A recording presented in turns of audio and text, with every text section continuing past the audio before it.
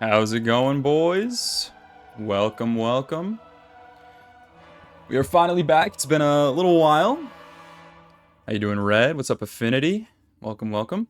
So, as you can tell from the stream title, it is Halo Week, which means throughout the week we will be playing Halo exclusively.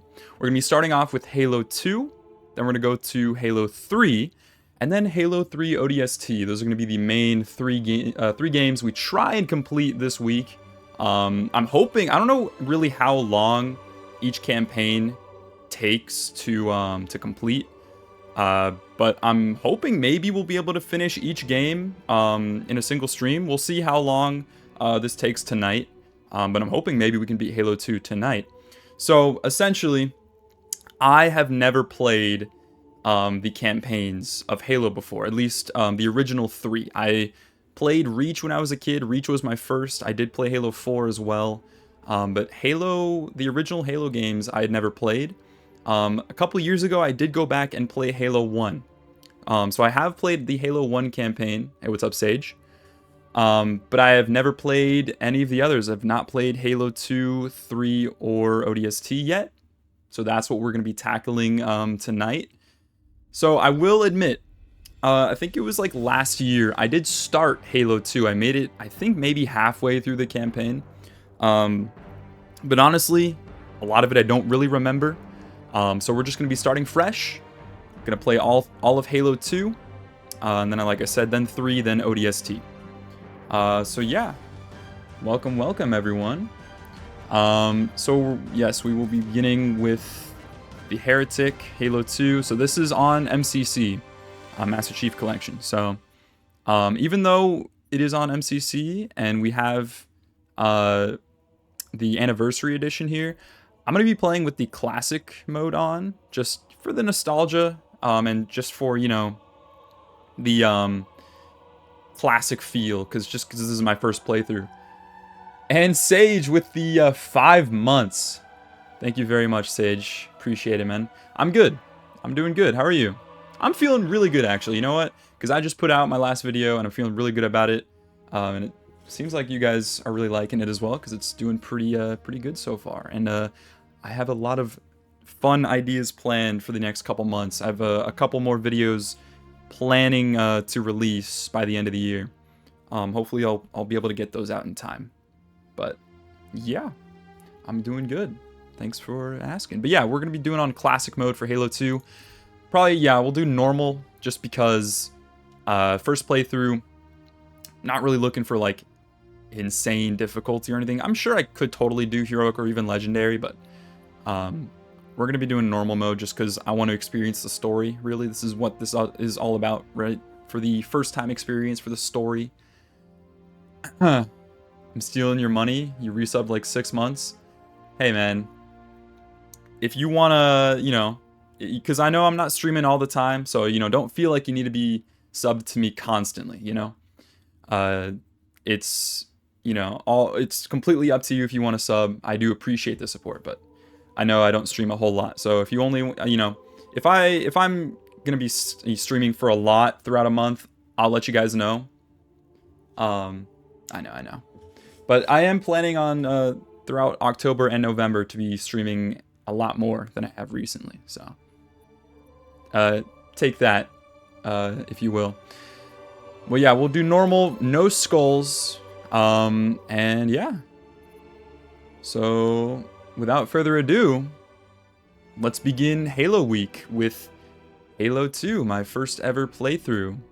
So, as a refresher for anyone who doesn't really remember, or maybe who hasn't played Halo 1, it's a pretty simple story, but basically we blew up the Halo ring as Master Chief. We destroyed that, and I think from what I remember, we supposedly destroyed the Flood, which originally the Halo ring was a weapon that would destroy all life in, I don't know if it's the universe or at least like the nearby galaxies, because the whole point is you can't really defeat the Flood, you have to just defeat or get rid of their food source. And that was what the Halo ring was meant to be, is it was meant to destroy all life, so that the flood could not, you know, replicate or whatever. Have I played Battlefield 6 yet? How have I liked it? I actually haven't yet. I'll probably be playing it maybe in a future stream.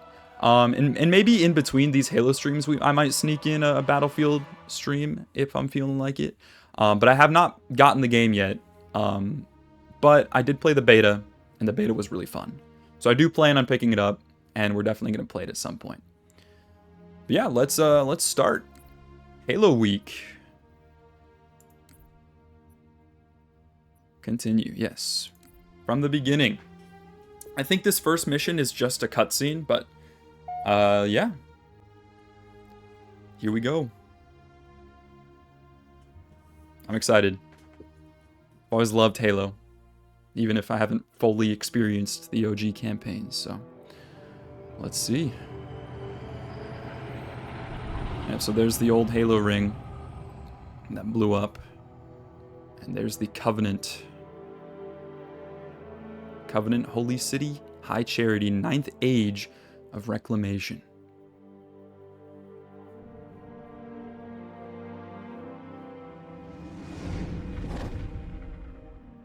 There was only one ship. One? Are you sure? Yes. They called it the Pillar of Autumn. Why was it not destroyed with the rest of their fleet? It fled as we set fire to their planet. But I followed with all the ships in my command. When you first saw Halo, were you blinded by its majesty? Blinded? Paralyzed? Dumbstruck? No. Yet the humans were able to evade your ships, land on the sacred ring, and desecrate it with their filthy footsteps. Noble hierarchs, surely you understand that once the parasite attacked... There will be order in this council. You were right to focus your attention on the Flood. But this demon, this Master Chief... By the time I learned the demon's intent, there was nothing I could do.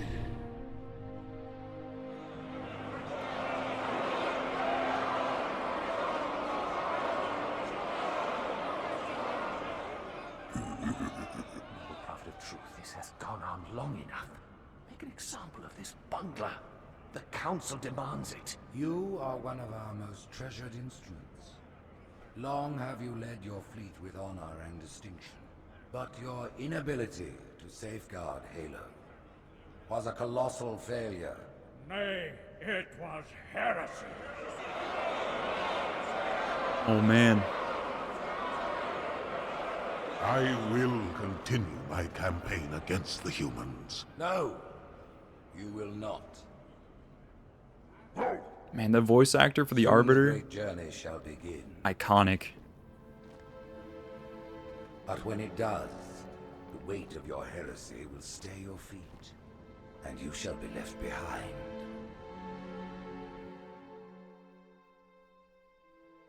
I keep hearing that also, the Great Journey. I don't really know what it is yet. I'm sure we'll find out. Same guy who voices Zavala now. Oh, that's right, yeah. The plating was about to fail. There's viscosity throughout the gel layer. Optics, totally fried. And let's not even talk about the power supply. You know how expensive this gear is, son? There he is. Tell that to the Covenant. All right. First mission. Well, I guess it was all obsolete anyway. Your new suit's a Mark 6, just came up from Songnam this morning. Try and take it easy until you get used to the upgrades. Okay, let's test your targeting first thing. Please look at the top light. Good. Now look at the bottom light. All right, look at the top light again. I know how to That's look. it. Now the bottom one. Okay. Everything checks out. Stand by. I'm gonna offline the inhibitors. Move around a little, get a feel for it. When you're ready, come meet me by the zapper. Yeah, I think, I don't think I need to change any settings. I think we're good from last time I played. All right. Pay attention, because I'm only going over this once. This station will test your recharging energy shields. Step on in, I'll show you. All this right here. Your new armor shields are extremely resilient, very efficient. Bingo! As you can see, they recharge a lot faster. Oh, it's on the bottom left. Forgot, yeah. A little If different. your shields go down, find some cover, wait for the meter to read fully charged. That, or he can hide behind me. You done with my boy here, Master Guns? I don't see any training wheels. His armor's working fine, Johnson, so shut your chilly hole. You're free to go, son. Just remember, take things slow. Don't worry, I'll hold his hand. All right. So, Johnson, when you gonna tell me how you made it back home in one piece? Sorry, Guns, it's classified. My ass! Well, you can forget about those adjustments to your AT. Well, he's in a particularly fine mood. Maybe Lord Hood didn't give him an invitation. Yeah, I don't fully remember what happened to Johnson in Halo 1, but I know it seemed like he died. Haven't seen it in years. But he's back. And I like how it's just like, yeah, it's classified. When I That's shipped out for basic, a cool way to bring him the back. defense grid was all theory and politics. Now look, the Cairo is just one of 300 geosync platforms. That Mac gun can put a round clean through a Covenant capital ship.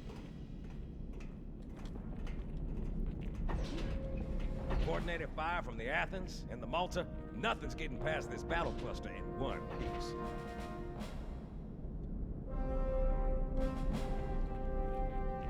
Ships have been arriving all morning. Nobody's saying much, but I'll bet something big's about to happen.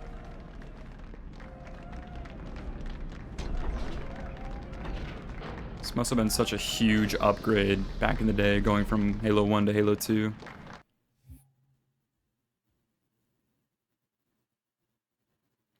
Because, like, Halo 2 clearly already so much more story-driven. A lot of world building. And you told me you were gonna wear something nice. Folks need heroes, Chief, to give them hope. So smile, would you? Well, we still got something to smile about.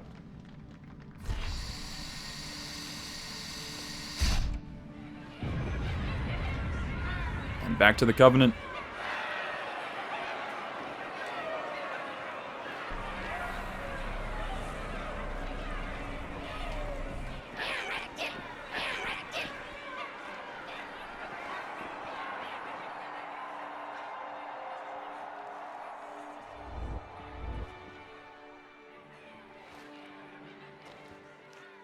Drawn quite a crowd. If they came to hear me beg, they will be disappointed. Are you sure?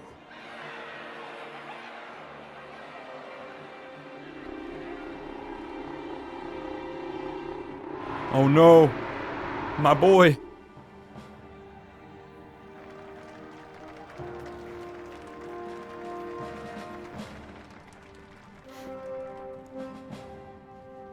Gentlemen, we're lucky to have you back. Go ahead, Cortana. Another whisper, sir, near Io. We have probes en route. I apologize, but we're going to have to make this quick. You look nice. Thank you. Sergeant Major, the Colonial Cross is awarded for acts of singular daring and devotion. For a soldier of the United Earth Space Corps. There can be no greater heresy. Let him be an example for all who would break our covenant.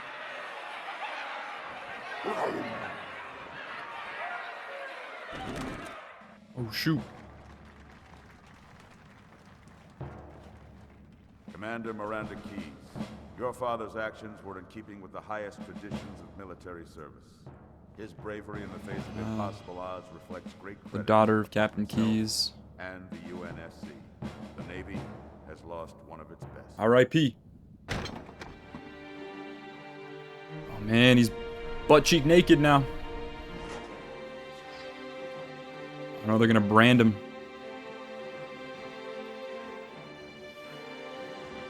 Oh.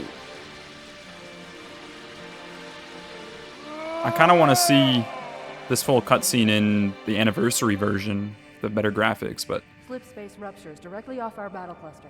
the OG is pretty 15 Covenant capital ships holding position just outside the kill zone. charming. This is Fleet Admiral Harper. We are engaging the enemy. Uh-oh. Negative, Admiral. Form a defensive perimeter around the cluster. Commander, get to your ship. Link up with the fleet. Yes, sir. You have the Mac gun, Cortana. As soon as they come in range, open up. Gladly. Something's not right. The fleet that destroyed Reach was 50 times this size. Sir, additional contacts. Boarding craft and lots of them. They're going to try to take our Mac guns offline. Give their capital ships a straight shot at Earth. Master Chief, defend this station. Yes, sir. I need a weapon. Right this way.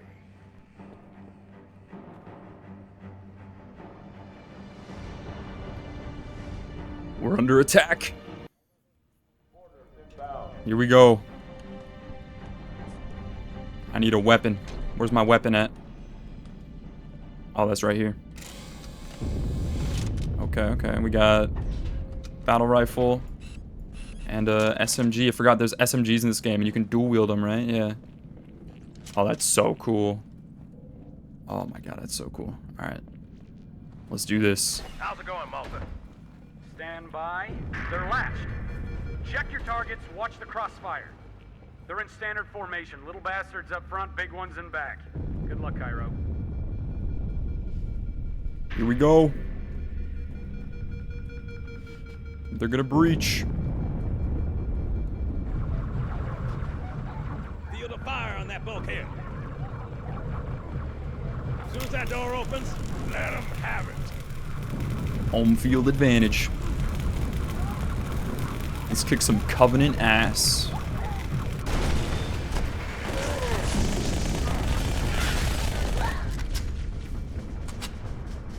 All hands, report to battle.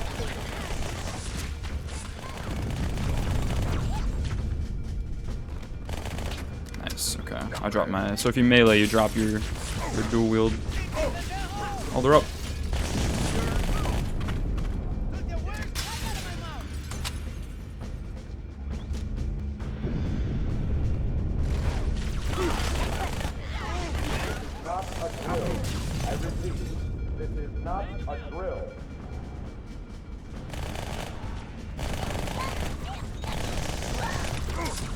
Oh.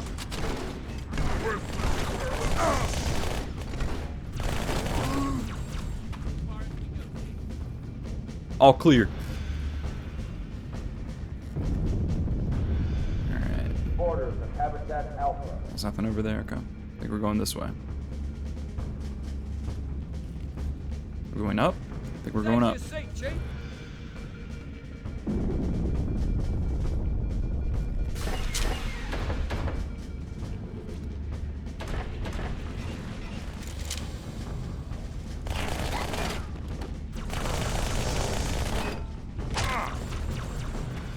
I need a squad at Habitat Alpha ASAP. What up, Sage? Welcome back. Dude, I've always loved just the good old classic, like, game feel and the combat of Halo. It's so good. Lead the way, Chief.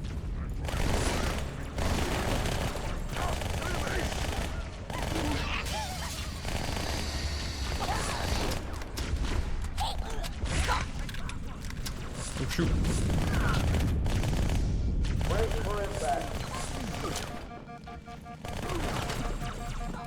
Okay, he's dead.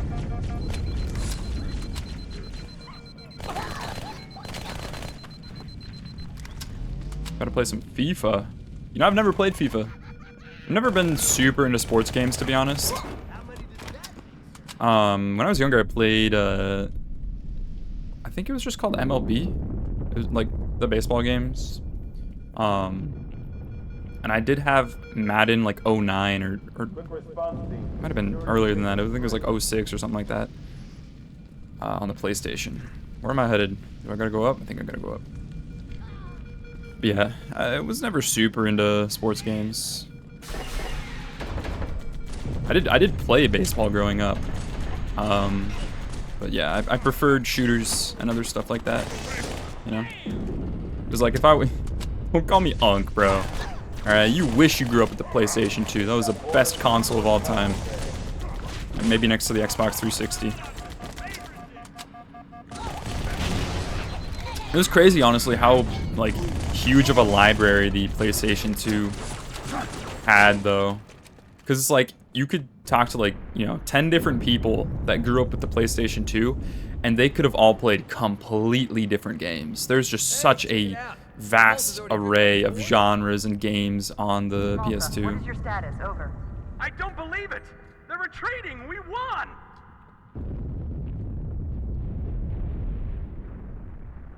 Those are little. Oh, was that one of ours? This is bad. Yep. Real bad.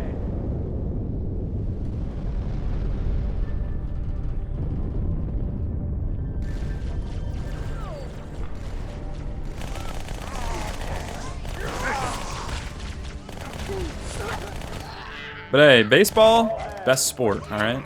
It may not be the most exciting to watch, but playing baseball is very fun. But I will say, if you're just a watcher, like a viewer, yeah, I'd probably say baseball is one of the most boring. All right, I think we're going that way, yeah. Let's swap to the battle rifle for a bit. I do remember a little bit from this mission, and I know there's a really super cool cutscene at the end, which I won't spoil for anyone who hasn't played, but it's pretty sick. The classic Master Chief moments. Hostiles have breached the Port Mac Bay.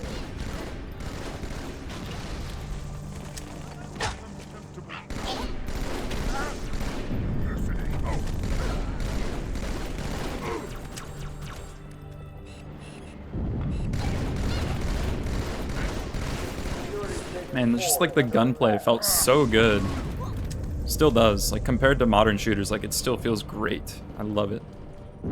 That's how you know it's a timeless game. Uh-oh. Hey, they're leaving the Athens. Oh no, another one? Cortana, assessment. That explosion came from inside the Athens, same as the Malta. The Covenant must have brought something with them. A bomb. Then they sure as hell brought one here. Chief, find it. We gotta find the bomb. Priority shift. Alright, let's do this. Where are we headed? Do we gotta go up? Or no, I think we go down this way. Oh, here, I forgot, yeah. Under.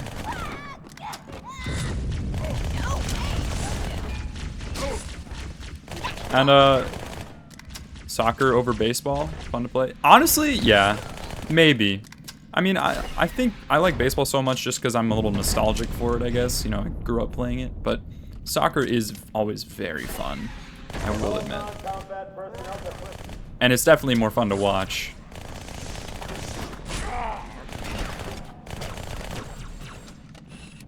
But I was saying, basically, right, so for this week, Halo week, right? Halo, doing Halo 2, Halo, what is that guy screaming about?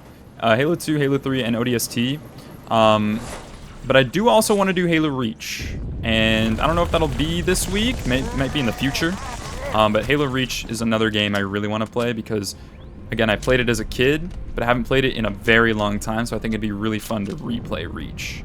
And in my opinion, Reach is the best. But, I mean, that very well could change after we play through the ones I haven't played. I think I'm most excited for ODST, though, just because it's just, it looks so cool, the atmosphere, the vibe. I know it's meant to be, like, very grounded. You know, you're playing as just a foot soldier, one of the ODST soldiers. So I'm excited for that.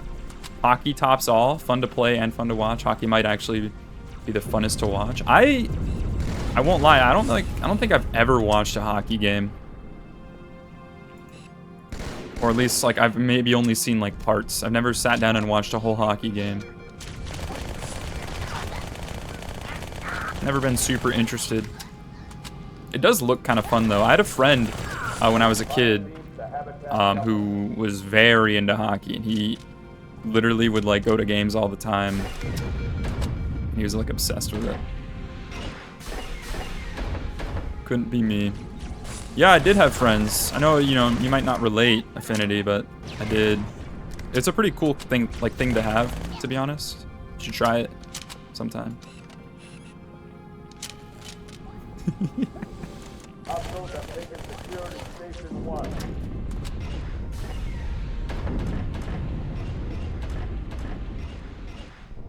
Honestly, I think there's a button on here. Is it tab? It does. Okay. It freezes a little bit. Let's see if it changes. Okay, yeah. So if I hit tab, it shows the anniversary graphics, which I was going to say, while it does look slightly more modern, I think it loses a lot of the charm, right, of like the classic feel. That's why I really like this one better. I think this just looks better. So we're gonna be sticking with the classic, the OG. Didn't know we were lying today. Don't know what you're talking about. I'm a very honest man. I never lie. Unless it's when I say I'm gonna upload a video. That's when I lie a lot. I won't lie. Am I going this way? I'm not sure if I'm meant to go this way.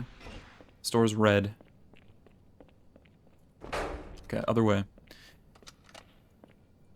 Yeah, if you're on the Patreon and you read the channel updates, you'll know a big problem for me when it comes to videos is video scope, right? I tell myself, okay, this is gonna be a 20-30 minute video. I end up writing way too much. It turns into an hour-long video. It happens just because, you know, some topics, there's just so much to talk about. So it can be hard to, you know, kind of limit myself. But that's what I'm gonna be trying to do with this next video. What? These guys elites? They just have jetpacks? Is that what this is? Yeah. Holy. That's pretty sick. So yeah, I will say, I'm gonna do my best. No promises, but I'm gonna really try to get this next video out before Halloween.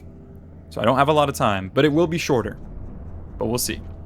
I'm gonna try and lock in. So, hey, if I get it out before Halloween, you guys owe me. You guys owe me 3 views each. Defuse it? Yes, but I'll need the Chief's help to make contact with the detonator. Chief, get to the bomb, double time. Oh. Cortana, prioritize target. I need to unplug my mouse. It's kind of pulling in the wrong direction right now because I have it plugged in. Let me actually do that real quick. There we go. It'll let me. Come on, mouse, work. Is it not wanting to work? Hold on. Technical difficulties. I gotta give myself some more slack on my mouse. Because my cat, man, like, my cat's cool. Like, I love him, right? But he has been, like, every chance he can, he'll, like, go to my computer and just, like, start biting and pulling on and tangling all the wires. And it's annoying because it's like, I don't want him to hurt himself, but I also don't want him to, like, chew through one of my wires and have to get something new, you know?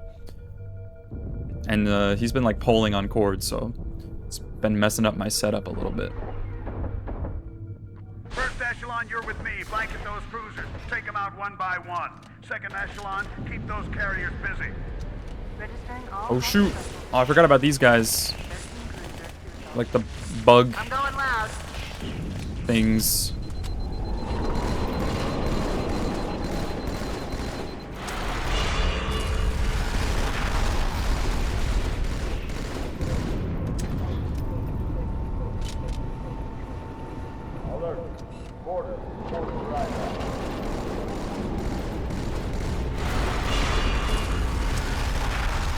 Also, that's another thing I really like about Master Chief Collection is the challenges and stuff like that, the kind of bounties that you can do.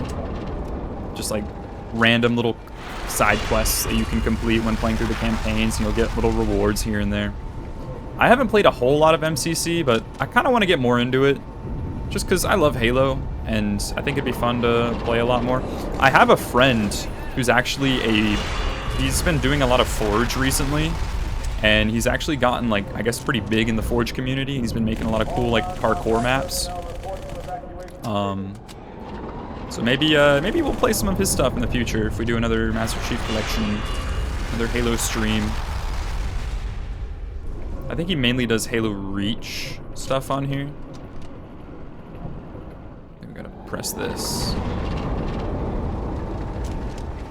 I'm almost out of ammo on my SMG. I want more ammo.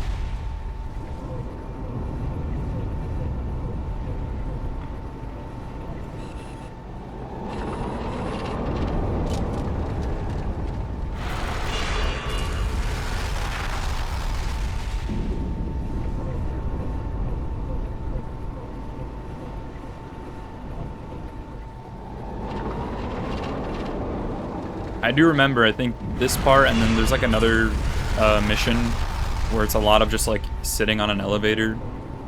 And like, it still had fun combat, but it was kind of like a lot of waiting, which I don't know how I felt about. But I'm sure we'll see when we re-experience that. The carriers are breaking through, sir. They're heading straight for the Cairo. Cortana, concentrate your fire on the first carrier. Admiral, do what you can against the second. Everyone, form up. We got more of these jetpack guys.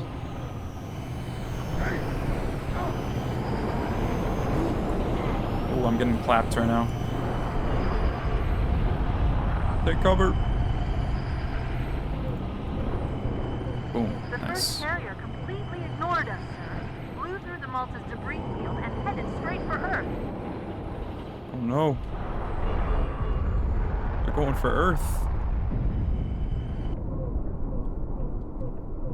This is so cool. Like all the moving platforms and stuff. It's like outside of a space station.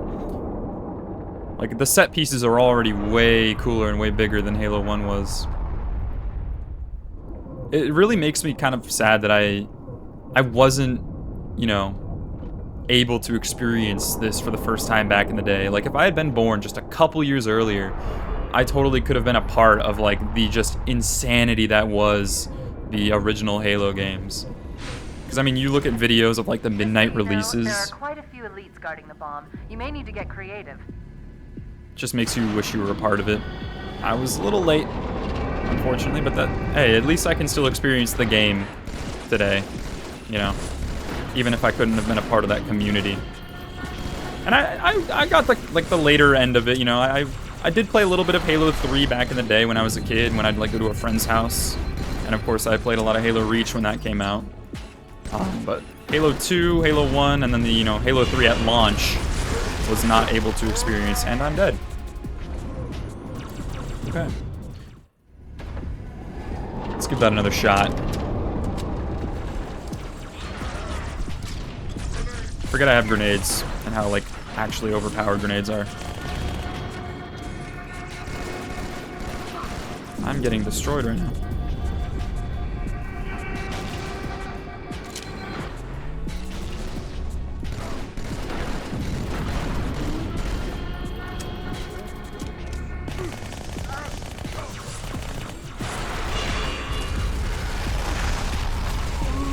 Nice. Okay, there's the bomb. What do we gotta do? Okay, here we go. What's up, Chaos? Welcome, welcome. How you doing? Here we are. I think this is the cutscene I was talking about.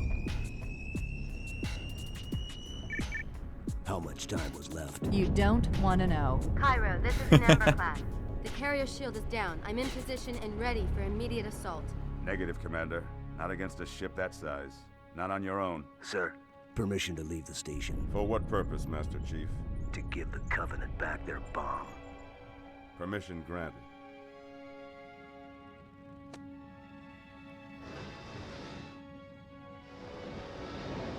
Oh man. So cool. I know what you're thinking, and it's crazy. So, stay here. Unfortunately for us both, I like crazy.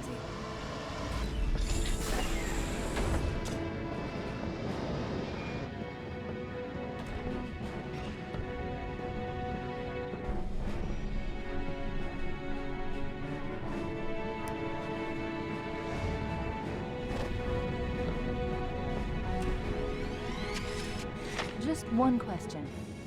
What if you miss? I won't. Man, freaking goosebumps.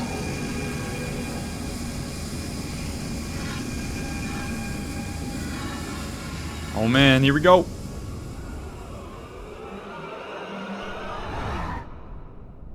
For real, bro's aura farming.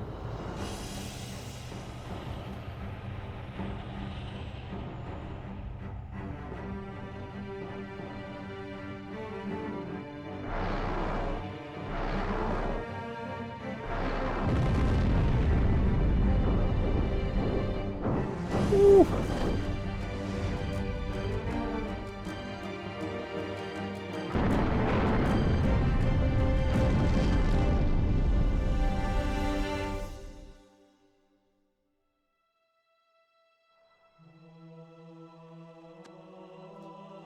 Oh man, the music.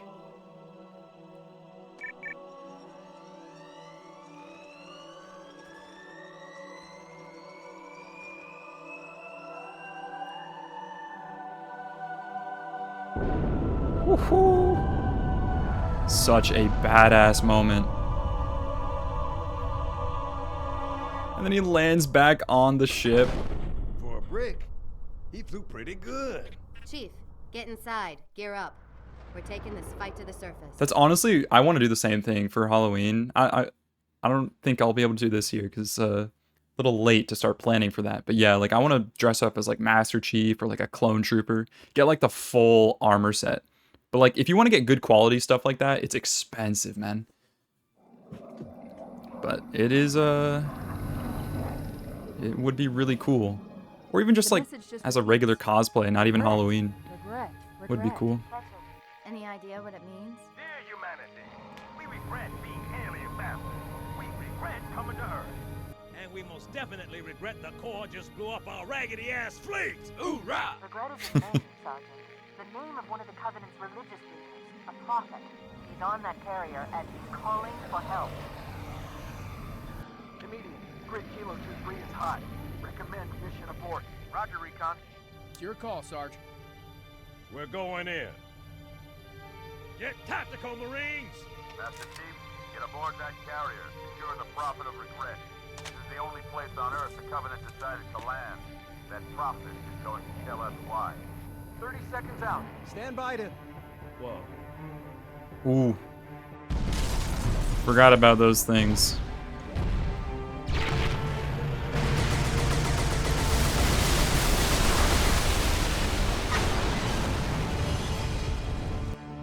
All right. Hey, wake up. Shake it off, Marines! Clear the crash site. Go, go, go! So I've played a bit of this mission, just because this is the one with the scarab gun. Hey now!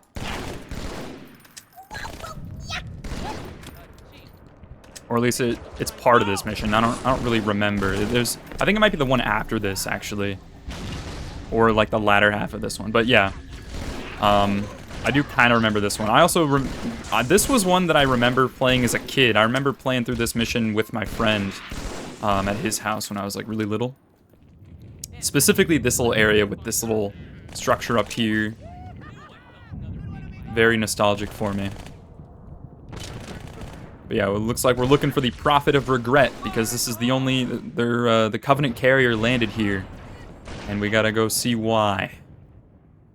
Why did they choose to attack now, and why did they choose to land here on Earth?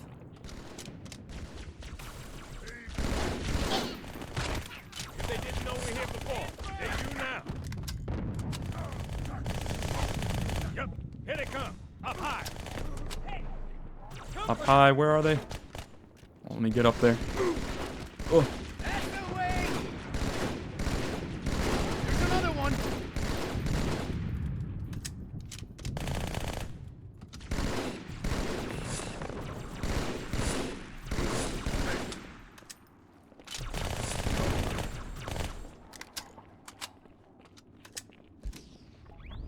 Alright, anything else? I think that's all of them. Oh, here we go. More. It makes me kind of remember in Halo Reach, right? It wasn't just the Covenant you were fighting. It was like the Prometheans or whatever they're called.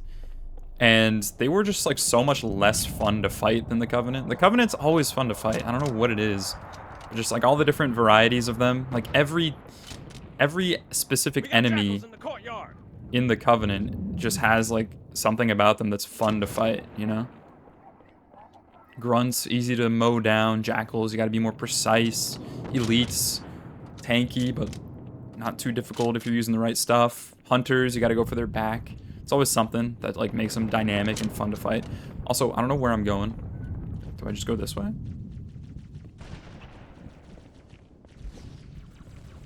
Where is the shooting from? Oh, they're over there.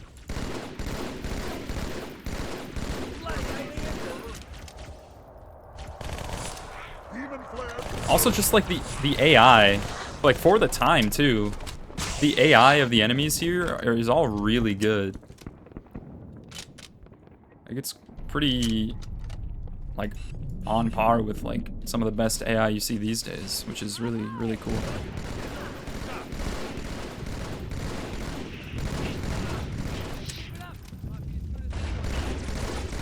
Also, I'm curious because these flying ones, like the really bug-looking ones, they're not in Reach from what I remember. I don't think these guys are in Reach, and they're obviously they weren't in Halo 1 as well. I'm curious, are they only in Halo 2, or they might be in Halo 3 as well? But they're cool, and I don't even know their name. That's like how like rarely you see them, I think.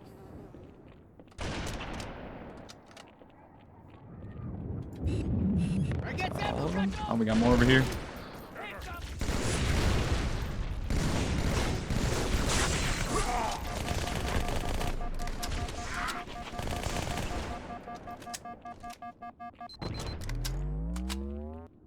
How we looking? How we looking? Is that all of them? We got more over here. More grunts. And an elite. Maybe I should have turned on the confetti skull. That would have been fun for the grunts. I loved that in Halo Reach. I think me and my uncle, we turned that skull on during my first playthrough of Halo Reach back in the day. Because my first ever playthrough was like it was a co-op playthrough with my uncle, and it was super fun. We like beat the game in one night.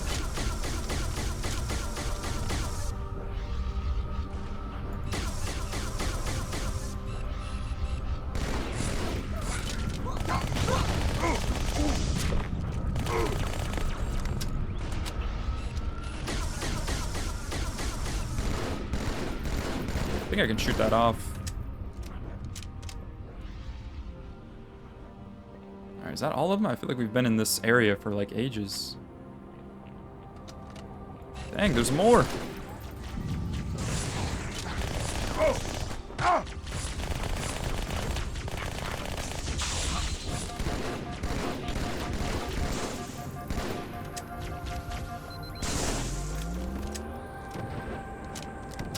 My girl's a little big for that courtyard, Sergeant. I see a good LZ on the other side of these buildings. Meet you there. Over. Copy that. Someone get a satchel on the gate. On that gate, I think? Is that where we're going through?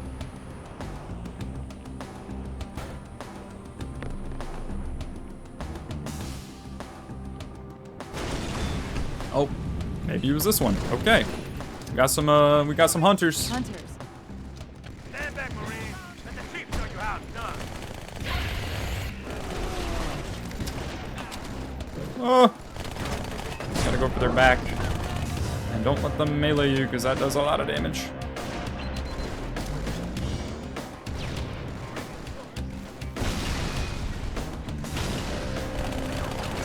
Nice. Second squad, this is Cortana. What is your status? Over. We're operational, ma'am. Barely. Our pilots didn't make it.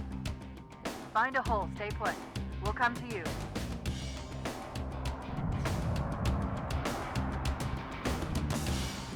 I guess we're going through. Man, the music is so good. Love the soundtrack.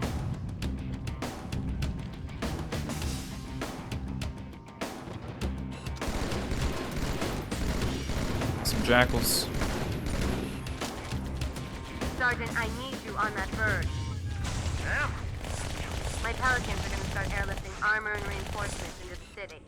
They'll need an escort that isn't afraid of a little hostile ground fire.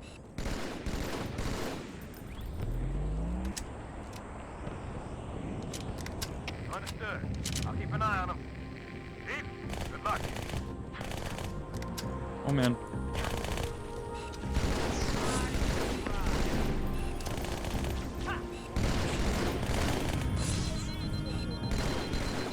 Those snipers.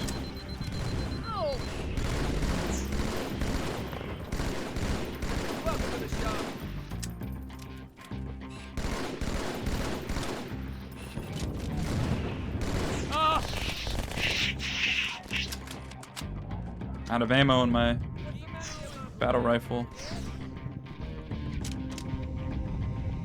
Is that, oh, there's another one over there. Let me swap to something. I'll use the plasma gun. Plasma pistol.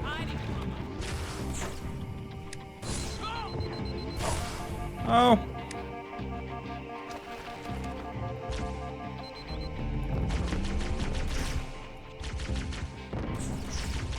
Come on. This thing does not have a lot of range. I did not mean to swap my SMG. Where's the SMG? I put the SMG. You know, let me just take yours. Oh, yeah, that's right. I can take my... If I can. If it'll let me. Hello? It just showed. It just said I could. Have we tried reasoning with them? That one up there is still alive.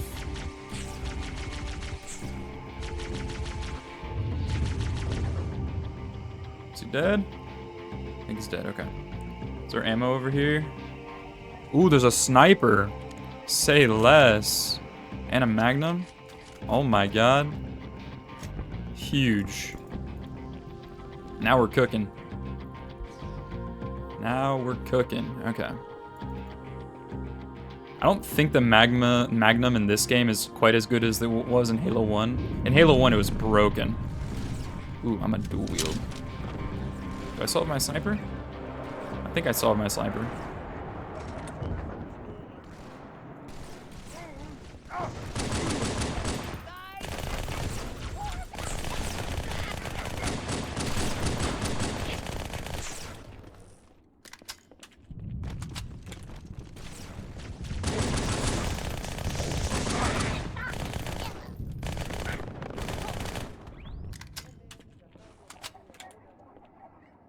Man, the dual wielding in this game is awesome. I love it.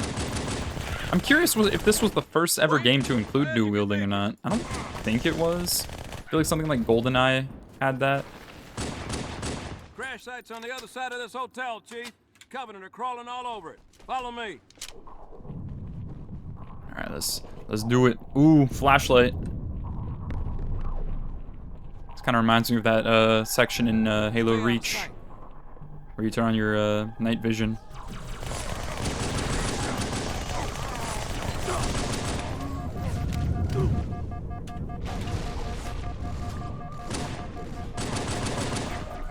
Where'd my SMG go?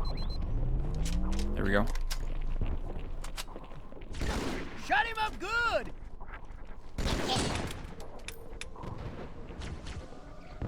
Out of ammo in my Magnum.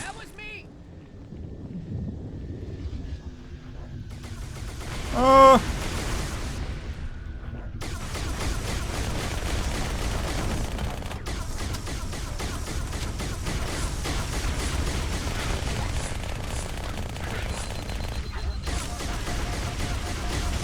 Ow.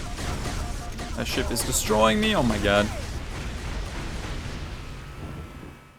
I'm pretty sure you can shoot that off. Let me drop my...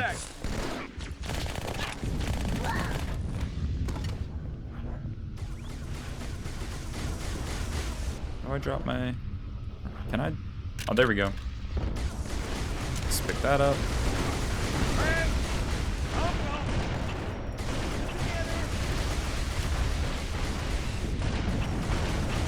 I knew it. I could shoot it off. Okay. Probably not worth it, though, because he's leaving.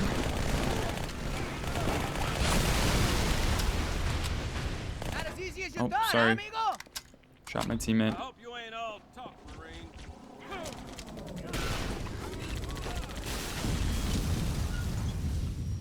I've seen like people do like legendary playthroughs where they like, not only is it flawless where they don't die, but they also keep all of the Marines alive, which is really impressive. This never gets old, mate.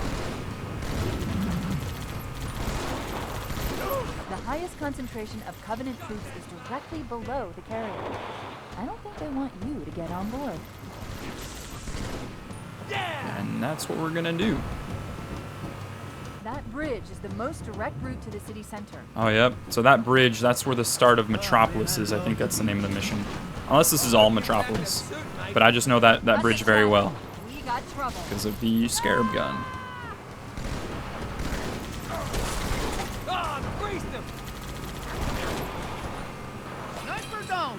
Kill the sniper. Nice. Bro has insane aim. Oh! Ow! You're just putting off the inevitable, right? On my way. Get the ghost. Dude, this guy on the turret is crazy. Nice. Found you. Aye! Keep up the pace! Ah! Whoops. Shotgun! Alright. Hop in. Let's go.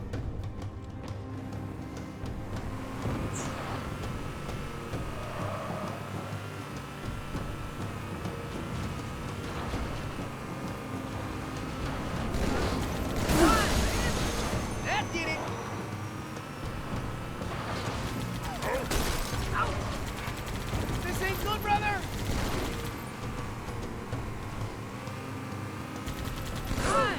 I wanna roll now! Trying to like run him over. I kind of want to be on the turret myself, but I know the AI probably isn't going to be driving like I want them to. Good job, amigo! 6 But points. bro is insane on the turret. Yeah, Phantom!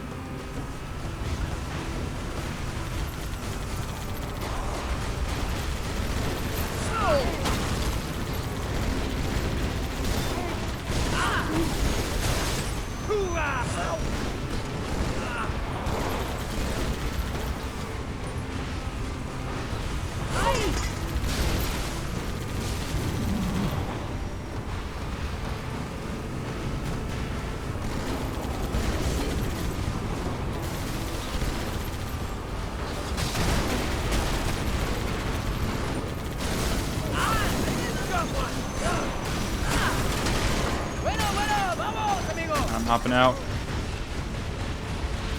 Is there any other ghosts? I think that's all of them. Are we good? Another one? Oh, what's up, Flix? Welcome. Playing Halo, as you can see. Halo 2. It's Halo week this week, so we're playing through Halo 2, Halo 3, and then ODST. Hop in, bro. Hop in. Let's go. The carrier just launched a wave of pods. They're inbound on your position.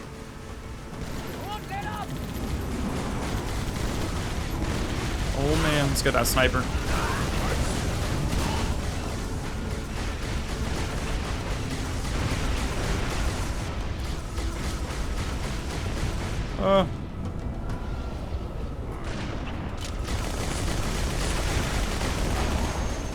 I will take your ghost, thank you very much.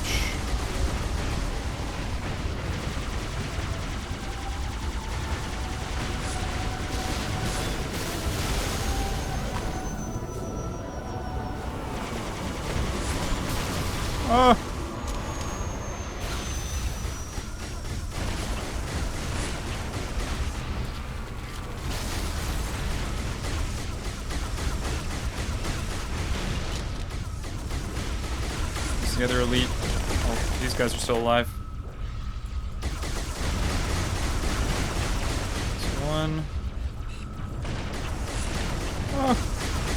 This tunnel links up to the bridge. It's full of rats, if you know what I mean. But it beats swimming. Boom, got him. Very nice. Oh. I think hijacking is in this game, right? Was that in Halo 1? I don't remember.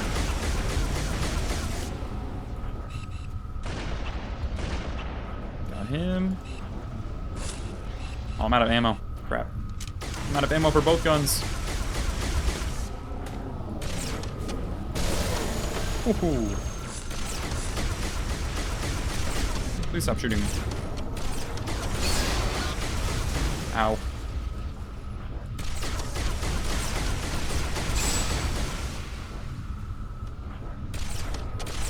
Okay, there we go.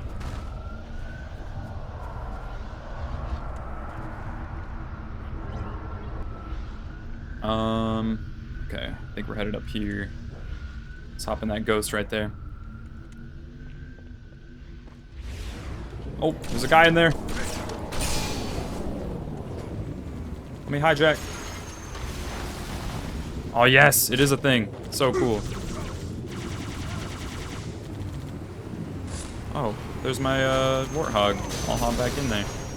Wait for me! Don't leave me! Come back! Alright, well they're leaving me. Alright, real quick, let me pause real quick. I gotta take a call. Give me just a second, boys. 1 second.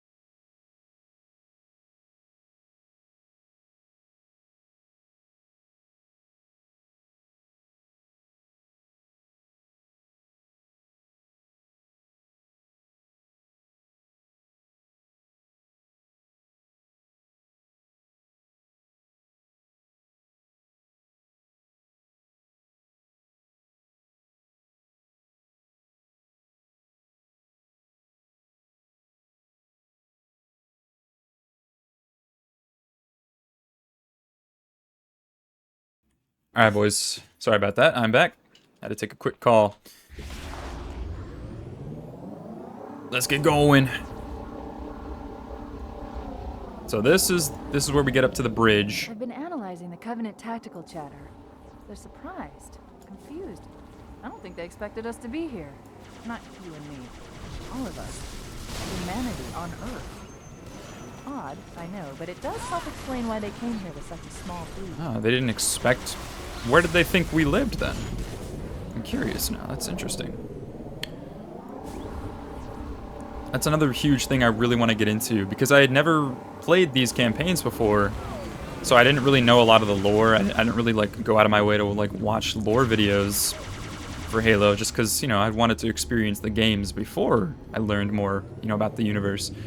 And so I definitely, probably after I play through all these campaigns, I totally want to go like find some cool lore videos to check out, because the universe and the world of Halo has always really interested me. All the different Spartan programs and the history of the Covenant, all that cool stuff. Oh man! Get off of me! Oh my god! Dang, you just destroyed me. Oh, I'm out of ammo. With my sniper. And I'm out of ammo with that.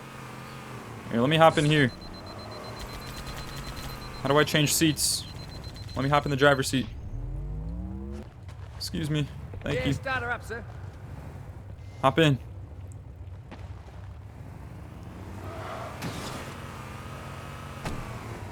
So I think it's this checkpoint that you can start at, or maybe it's a checkpoint up ahead when we actually like load into a new mission. And that's where you kind of have to start for the Scarab gun.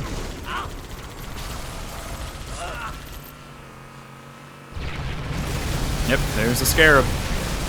Oh my god.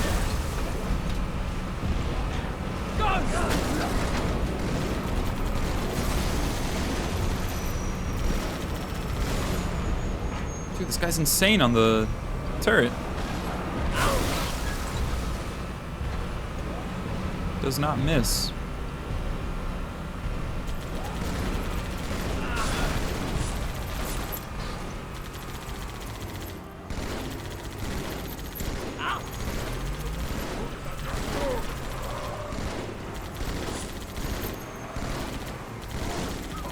Let's go.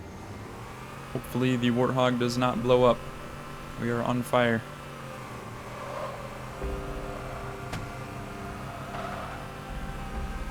Oh, I forgot about those things. I even remember what they're called. Big Covenant tanks. I know I think we get a Scorpion soon. Don't let them.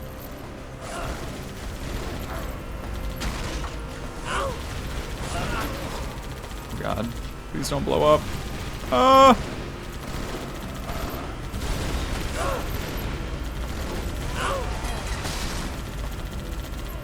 That's what I was doing behind the wheel.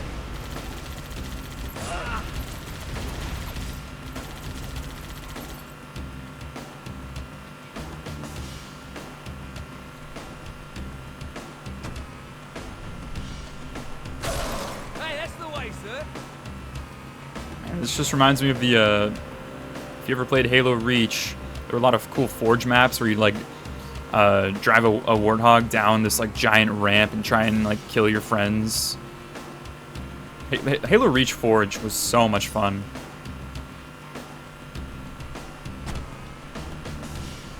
You make it look easy, sir. Man, how long is this tunnel? Eyes open. Ooh. I'm hopping out. I don't want to die. I also need it. I need ammo. I need ammo.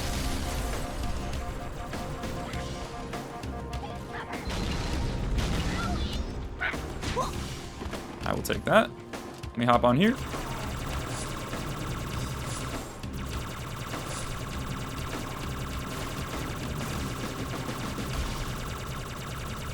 Come on, did I get any of them? Is this guy still alive over here? Yep. Goodbye. Boom, dead. I'll take that.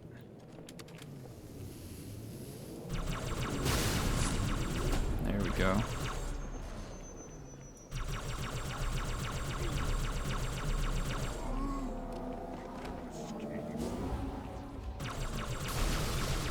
Wonder if my dead Marines have any, I think they both died. Let me check. Yeah, RIP. Let me take their weapons, though, because I will gladly need those. I just have battle rifles. That is more than enough for me. Can this guy come back? Keeps running. There we go. Okay, I think our warthog is dead. Yeah, tragic. Oh, another one. Quit running. I actually kind of want to take that ghost for myself. Wait for him to come back. Let's go. Thank you very much.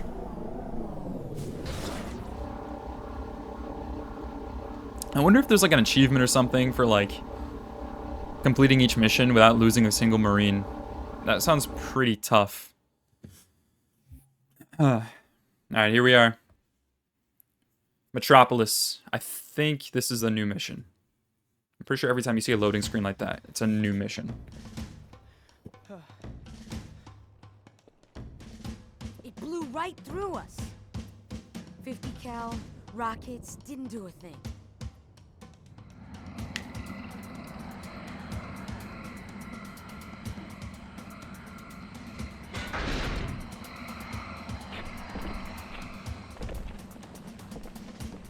Where's the rest of your platoon? Wasted, Sarge. And we will be too, sir, if we don't get the hell out of here. You hit Marine? No, sir. Then listen up. The chief is gonna jump in this tank, roll across the bridge, and blow up any inhuman son of a bitch dumb enough to get between him and the Prophet of Regret. Pull yourself together, because you're going with it. What about that scarab? We've all run the simulations. They're tough, but they ain't invincible. Stay with the Master Chief. He'll know what to do. Yes, sir, Sergeant. Thanks for the tank. He never gets me anything. Oh, I know what the ladies like. Alright. We get a freaking tank. So cool. Hop in. Let's do this thing. New Mombasa. That's the name of this big city. I'm curious where this exactly is on Earth. Mombasa is not a actual city, is it? I might be embarrassing myself right now, but is Mombasa a city? Someone correct me if I'm wrong, but I don't think Mombasa is an actual city.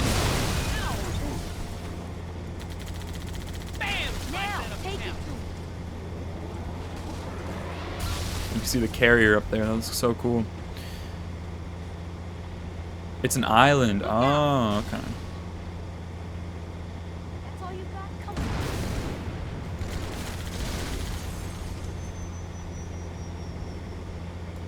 Go!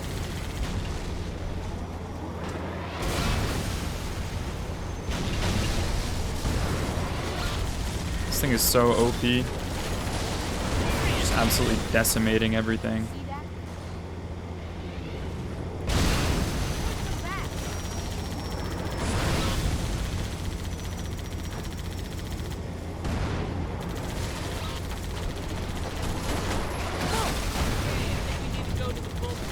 Off of Kenya? Okay.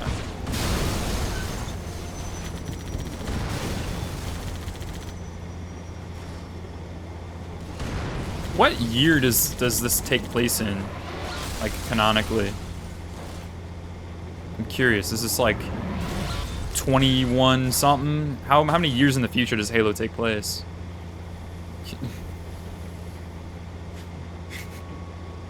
That's a very funny joke, Affinity.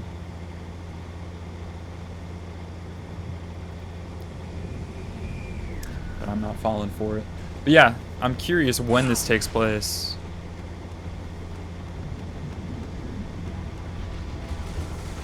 Oh, they're behind us. Oh, shoot.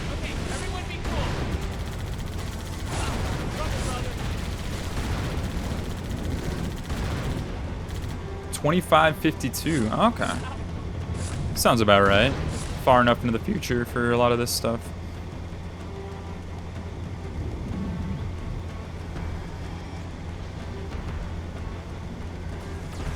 Because I feel like something, at least in the games that we don't really fully get explained, is like, where did this war between humanity and the Covenant start? Like, at what point, what year did the Covenant attack? Because I think the earliest thing we see is Reach. I'm sure there's tons of books and games that go into that, or not games, books and comics that go into the detail of like the history. 25.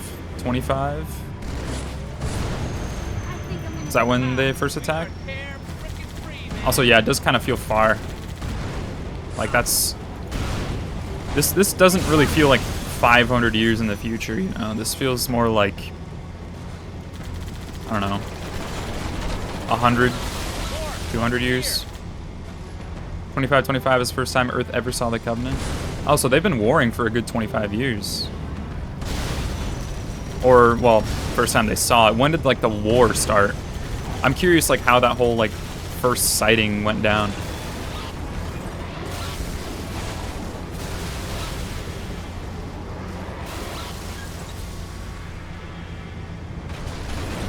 Like, did the Covenant pull up on Earth? Or were we, like, investigating other planets and we found them?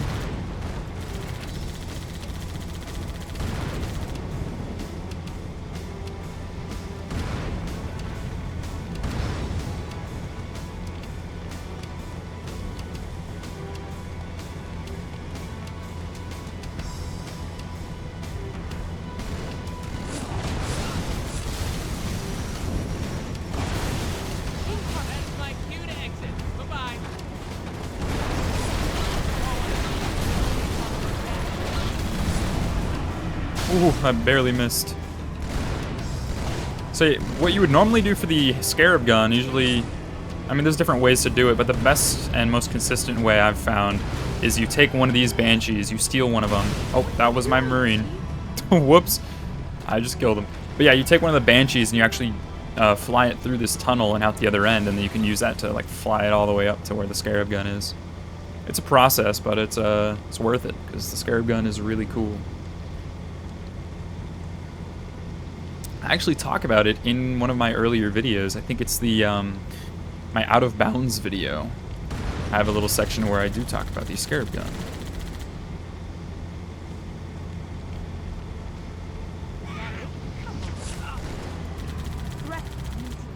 Oh, he's dead. Someone's been practicing.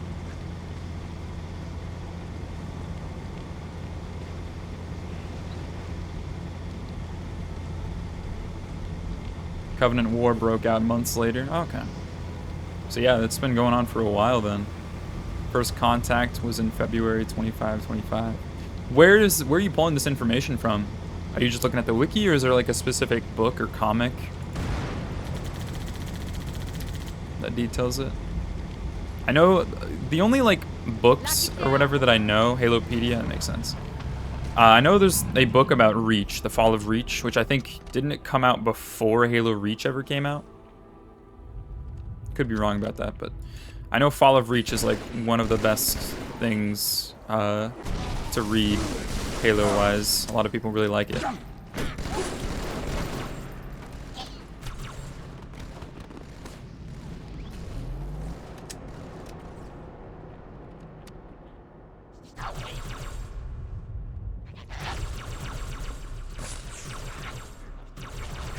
Game came out 9 years after. Oh wow, it was that early. I did not know that. So is the Fall of Reach literally just like Halo Reach? Is it just the events of the game, or is it like kind of different?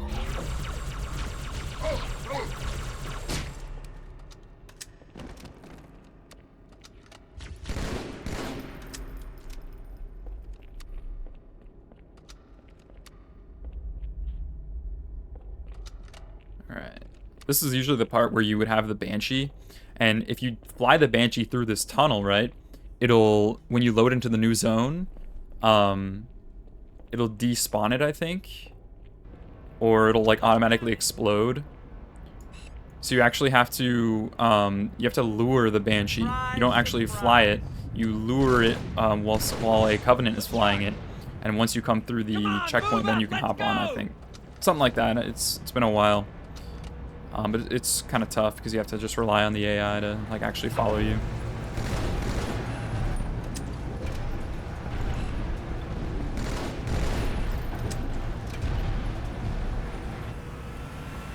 Use you on the gun, Chief. Let me hop in.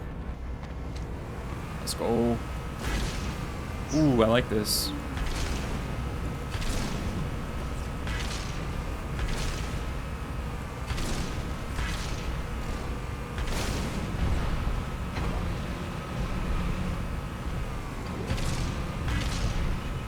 Get ready, man!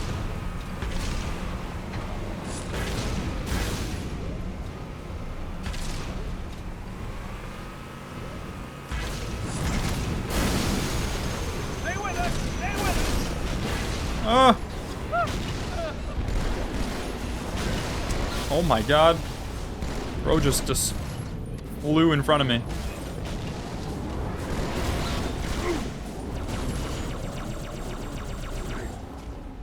The book and game are mostly similar, only difference is it seems the events of the book happened over like one day and the game was obviously way longer.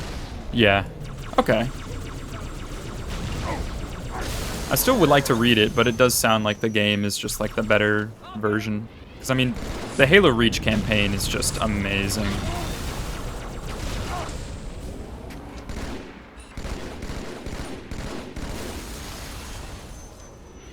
Oh. Oh my god. Alright, let's blow this thing up. If I can land my grenades.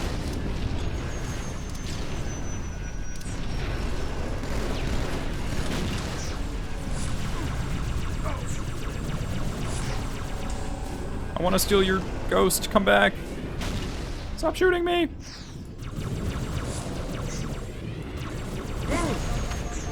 Oh my god. Okay. Hopefully we don't blow up this time. Look alive! Come on now!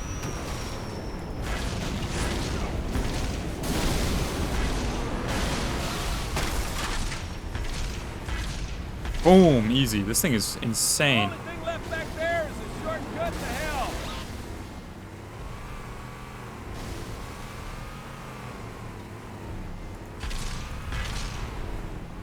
Take me down there. What is this guy doing?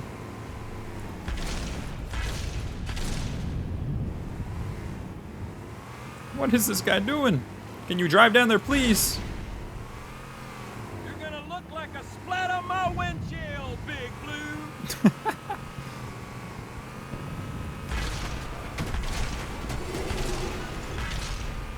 Oh my god, I'm gonna have to take over because this guy does not know how to drive. Thank you. That's one thing I really like. I like doing co-op of these Halo campaigns, just because for sections like this, you can have one person drive and the other person is on turret. And it's like way more fun. Let's go. That looked pretty painful. Spotted another one. Oh man, we're in the streets. Alright, I want the turret now. You can drive. Let me hop in that turret. Let's go.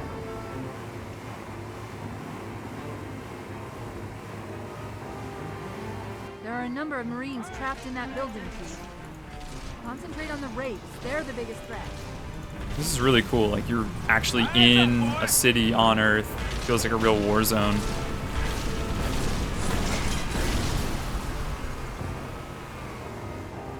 Alright, let's slice them and dice them, people.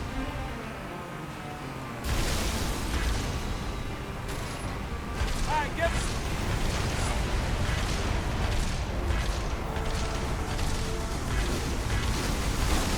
Blow the ship up.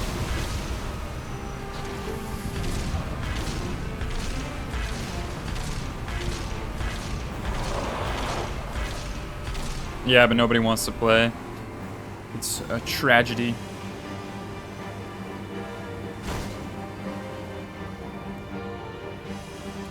Although, to be honest, I mean, it's still fun online too, but I think the real fun from co-op Halo campaigns really comes from couch co-op, like split screen. That's where the real fun comes from. Oh, do we have guns now? Who's in charge now, Corporal? Sergeant Banks, ma'am. He's up top. Come on, I'll show you. I think we get more guns somewhere around here. I think up ahead. 'Cause I need more ammo and guns. I want a sniper. Oh, I can take your rocket? Oh, don't mind if I do. Mind pointing at somewhere else? Mira, Mark 6. Oh, you have a shotgun? Yeah, I'll take a shotgun. I'm ready. All right, let's do this thing. We got a shotgun and a rocket launcher. When I asked for reinforcements, I didn't think they'd send a Spartan. We got trouble. Oh man. See this look? It's terror. Did I give you permission to bitch? Light him up. I don't think that's gonna do anything. I don't think it's tough. Bring your head down. We gotta hop in.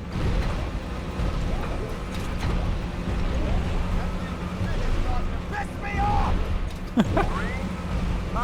We gotta board it. Let's go. It's over here, sir.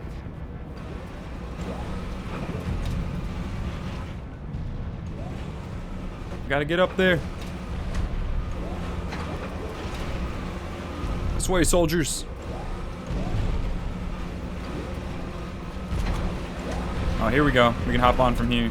Move on through. Oh, there's a sniper. Ooh, screw it. I'm taking a sniper. Yeah, and the music's turning on. Here we go.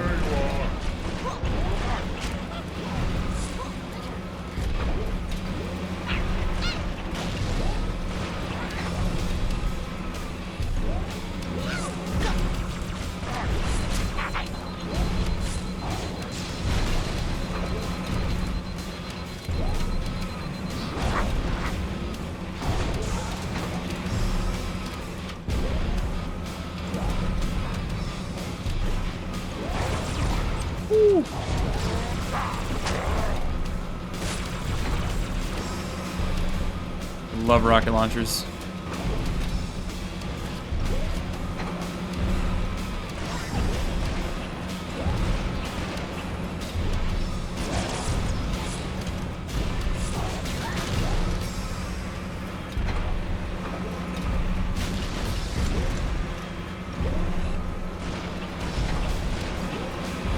Alright, he's dead.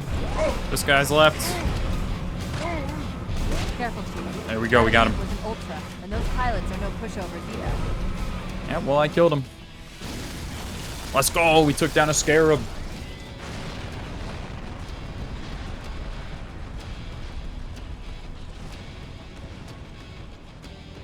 And now we go for the carrier. That's right, you mothers! Run! Not if we can help it, Sergeant. Extract the chief and return to an amberclad. Roger that. Status. Sir, the Prophet is bugging out. Request permission to engage. Negative, Commander. I'll vector 2 heavies for Starside intercept. Bam! Slip space rupture off the target's bow. It's going to jump inside the city. There's no time, sir. Oh, man. Green light to engage. We're following them. They're jumping to Get us close. light space, to hyperspace or whatever. Ma'am, without a destination solution, I don't know what it's called in Halo. We're going through.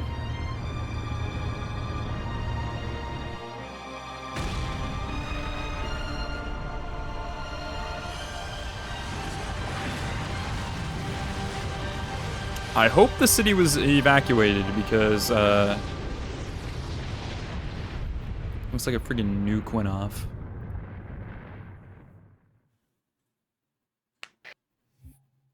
Ooh, and now we get to play as the Arbiter, I think.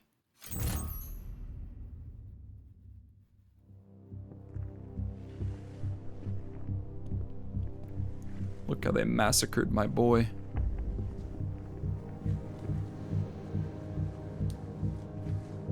Those big, like, gorilla guys are the brutes, right? I'm pretty sure. How much further must Yeah. we heft this baggage? Any cell will do. Why not toss it in with this lot?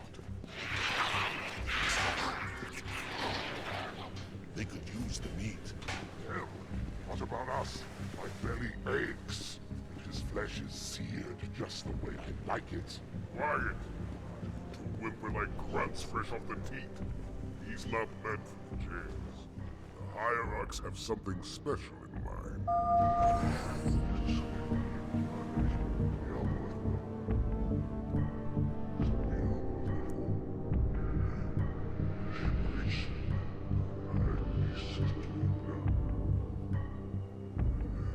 Those guys look really cool. The Ultra Elites or whatever they're called.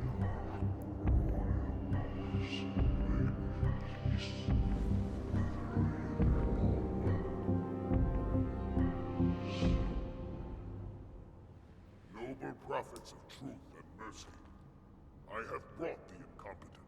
You may leave, Tartarus. But I thought... And take your brutes with you. Release the prisoner. The council decided to have you hung by your entrails and your corpse paraded through the city. But ultimately, the terms of your execution are up to me. I am already dead. Indeed. You know where we are. The mausoleum of the Arbiter. Quite so. Here rests the vanguard of the great journey. Every Arbiter from first to last. Each one created and consumed in times of extraordinary crisis. The taming of the Hunters, the Grunt Rebellion. Were it not for the Arbiters, the Covenant would have broken long ago. Even on my knees, I do not belong in their presence. Halo's destruction was your error, and you rightly bear the blame. But the Council was overzealous. We know you are no heretic. This is the true face of heresy. One who would subvert our faith and incite rebellion against the High Council. Our prophets are false. Open your eyes, my brothers. They would use the faith of our forefathers to bring ruin to us all. The great journey is... This heretic, and those who follow him, must be silenced. Their slander offends all who walk the path. What use have I? I can no longer command ships, lead troops into battle. Not as you are, no, but become the Arbiter. And you shall be set loose against this heresy with our blessing. Ooh. Wait, did he have a name before he becomes the Arbiter? I'm not sure if he does.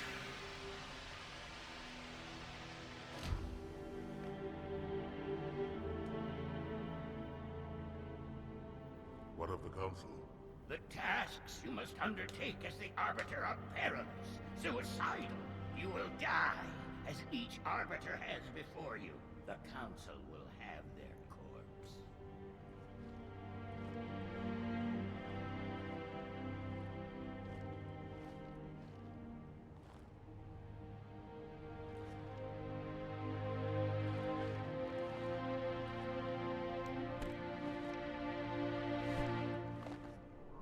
What would you have your Arbiter do?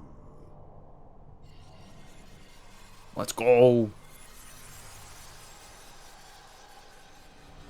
When we joined the Covenant, we took an oath. According to our station, all without exception. On the blood of our fathers, on the blood of our sons, we swore to uphold the Covenant. Even to our dying breath. Those who would break this oath are heretics, worthy of neither pity nor mercy. Even now, they use our Lord's creations to broadcast their lies. We shall grind them into dust and continue our march to glorious salvation. It's a spec ops group of the Covenant. Gotta go crush some heresy real quick. I think I remember this mission as well. This one was really cool. This armor suits you, but it cannot hide that mark. Nothing ever will. You are the Arbiter, the will of the prophets. But these are my elites. Their lives matter to me. Yours does not. That makes two of us.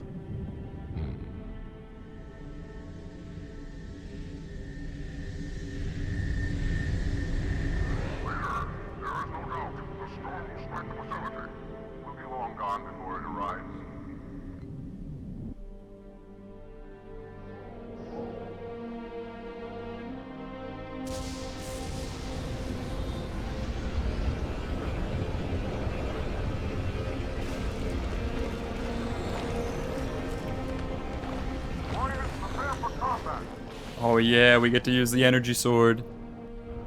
So sick. I think this is the very first moment where you get to use the energy sword. There might have been a moment in one of the other missions we just played where you can actually pick it up from an elite, but I'm not sure. And it should have their local battle net in disarray. We have the element of surprise for now.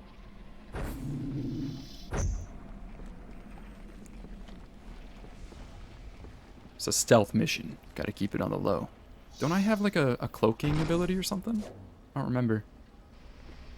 I feel like I might get that in just a bit, or it'll tell me what to do. Camouflage. Yep, active camouflage. Only after the Arbiter has joined battle with the enemy.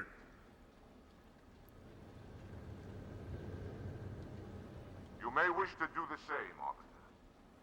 But take heed. Your armor system is not as new as ours. Your camouflage will not last forever. Alright, how do I use it? How do I use my camouflage? Okay. It's just not gonna tell me. Whatever.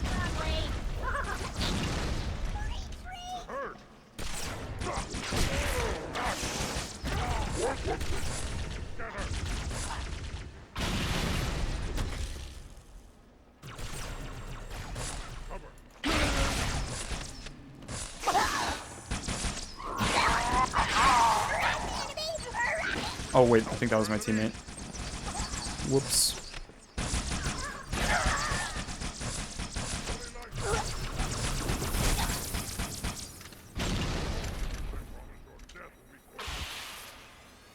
So which button do I use for it? Is it? It's not shift. I don't know why it didn't tell me how to use my camo.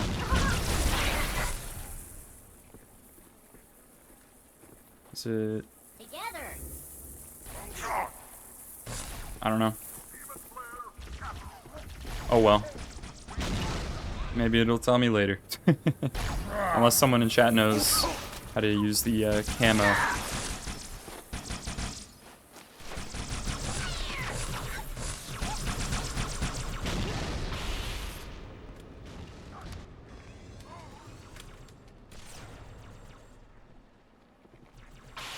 Is there someone up there still? Yeah, there is. I love the way these the Heretic Covenant look. Their armor is really cool.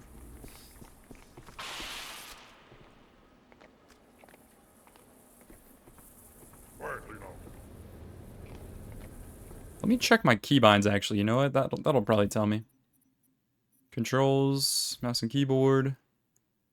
Let's see. Configure bindings. Actions. Okay, I don't see it here. Is it Action E? Is that what it is? No, that's like for interacting with something.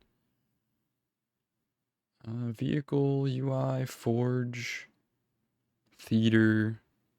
I don't see it. Oh well.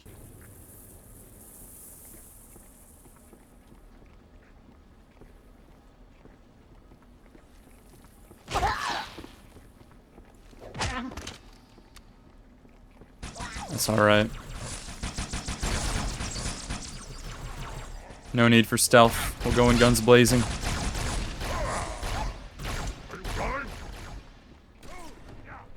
Ooh, another energy sword.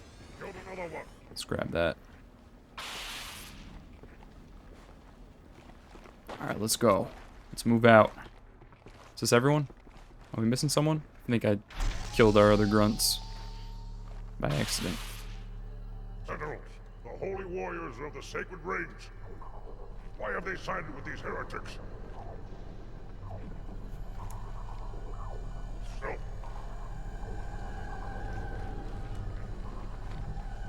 Sentinels, defend us.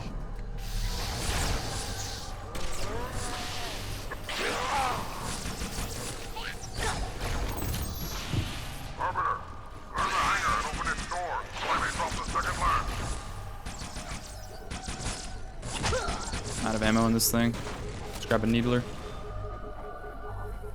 When will you turn on your new masters, little fighter? An enemy.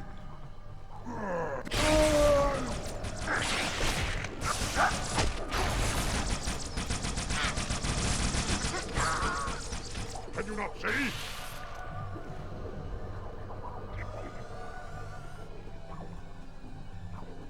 Oh, we gotta activate these, I think.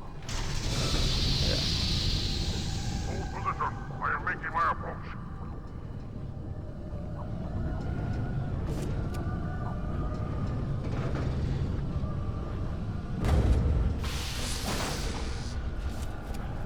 How do I use my... Let me try different keys, I guess.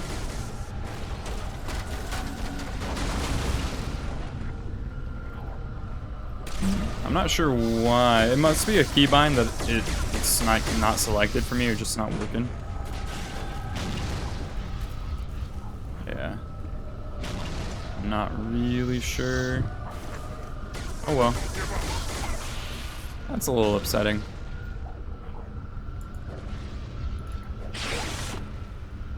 At least I can say I have done this mission before, so I do know what it's like to play it with the active camo.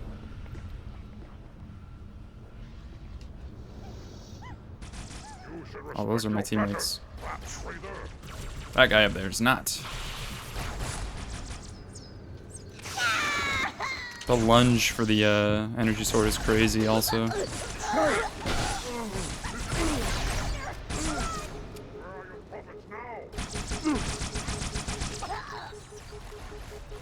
Oh!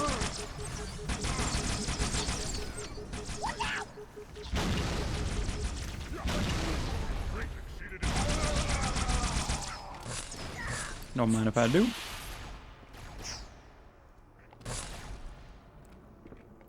I'll get this guy up here. If I can jump. Boom. I love the lunge. Alright, where to?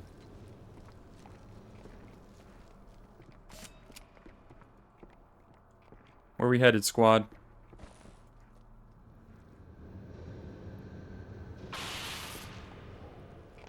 Are we going up?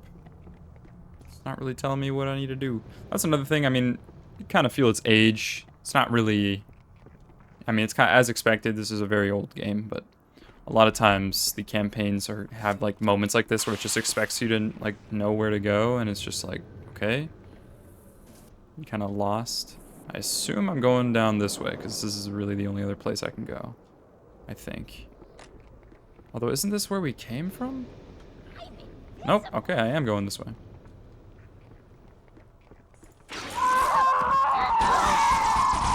Oh my god, that noise when he died was insane.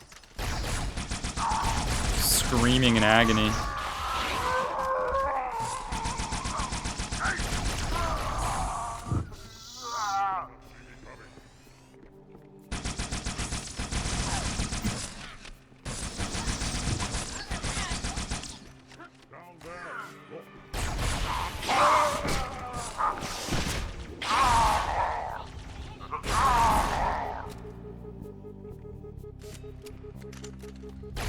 Oh, that's my teammate. Sorry.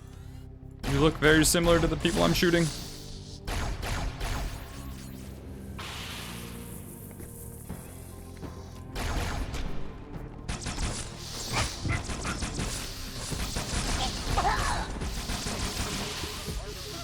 Ow, ow, oh my god.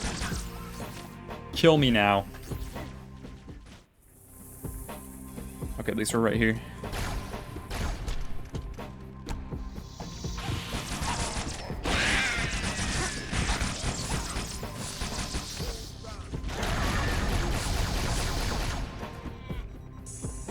Imputed wealth, I'll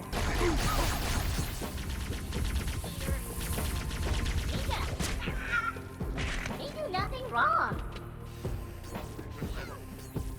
Oh wait, that's my teammate again. I keep killing my own grunts by accident. Or at least like attacking them by accident.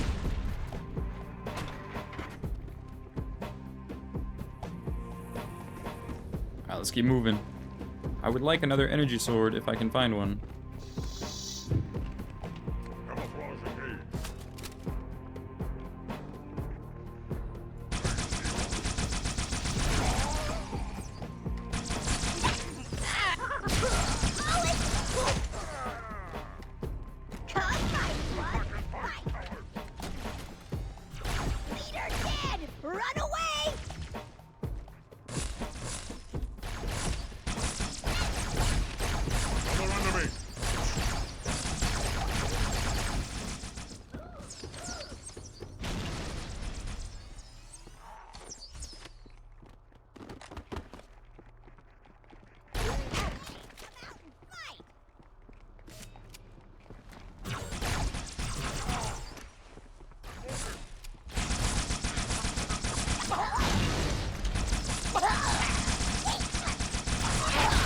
Oh!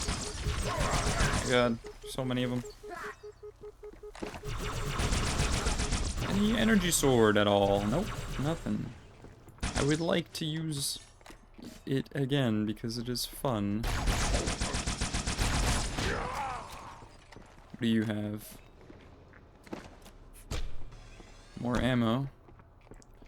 I'll take it. Let's go! Energy sword.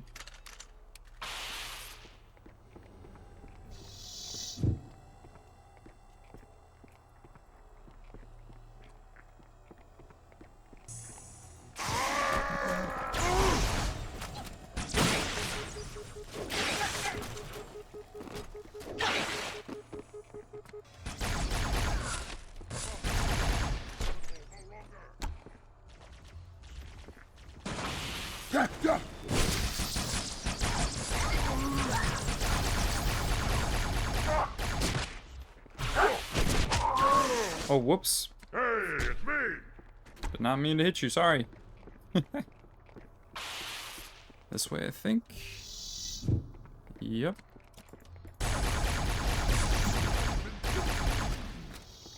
We lost.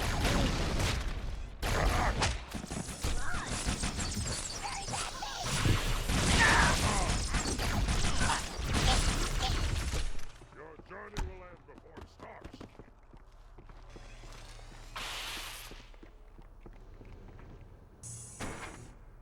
Deal with him, my brothers. I will defend the Oracle. He is. It's Oh, wait. I'm curious because the Oracle. I'm pretty sure that's Guilty Spark from Halo 1. Is it? I'm not sure if it's the same one or not. I don't remember if he survived Halo 1. I think he did. I think it's the same one.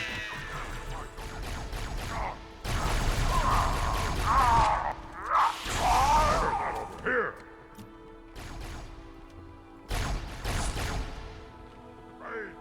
Save on your knees. Nice.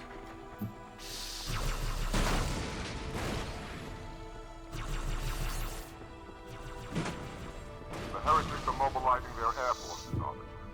Get after their leader, but watch your We back. get to ride a Banshee. We're sending one of our phantoms to support them.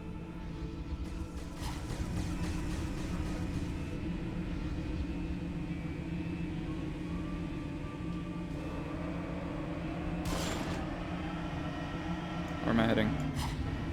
Down that way? The skybox looks so cool, like a freaking tornado, whirlpool in the clouds. Really cool.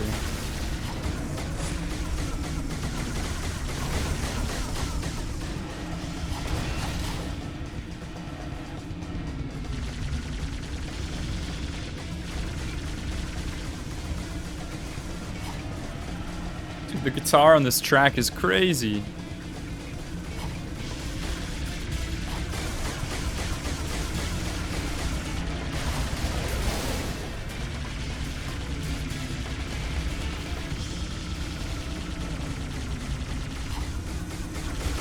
Got him. The heretics have weapon emplacements all over the facility, Arbiter. We'll take them out one by one until we find the heretic leader. Alright. There's another one.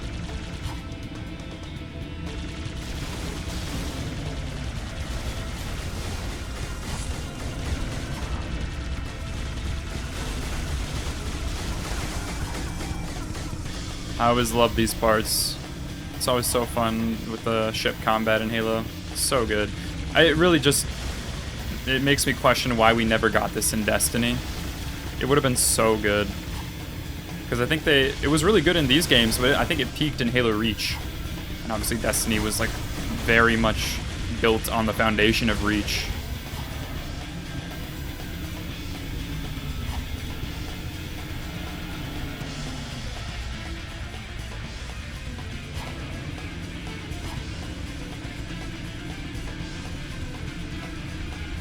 Dude, this like music right now is actually insane. I feel like I don't remember this. So sick.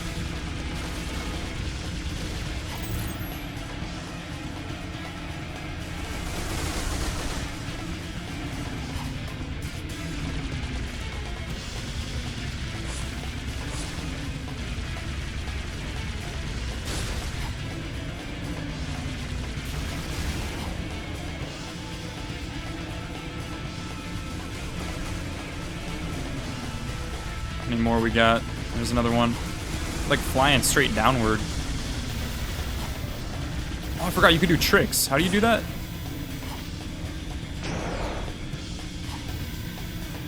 Can't remember how you do tricks.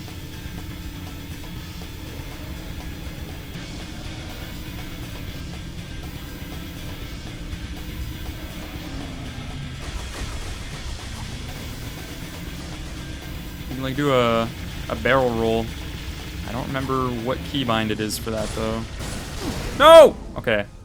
I should have parked and grabbed another one because I was very low health. Okay, cool. We keep the checkpoint. At least a checkpoint. We weren't exactly where we were. There's one up here.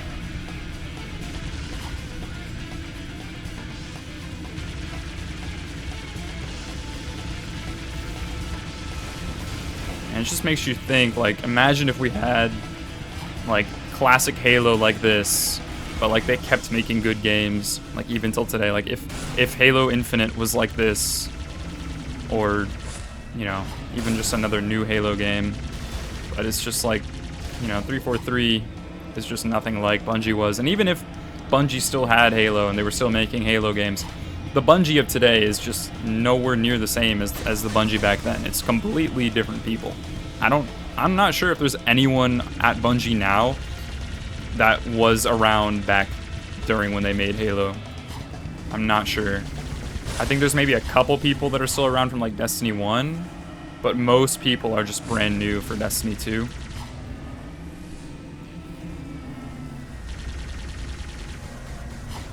Let's park real quick. Hop in another. There we go.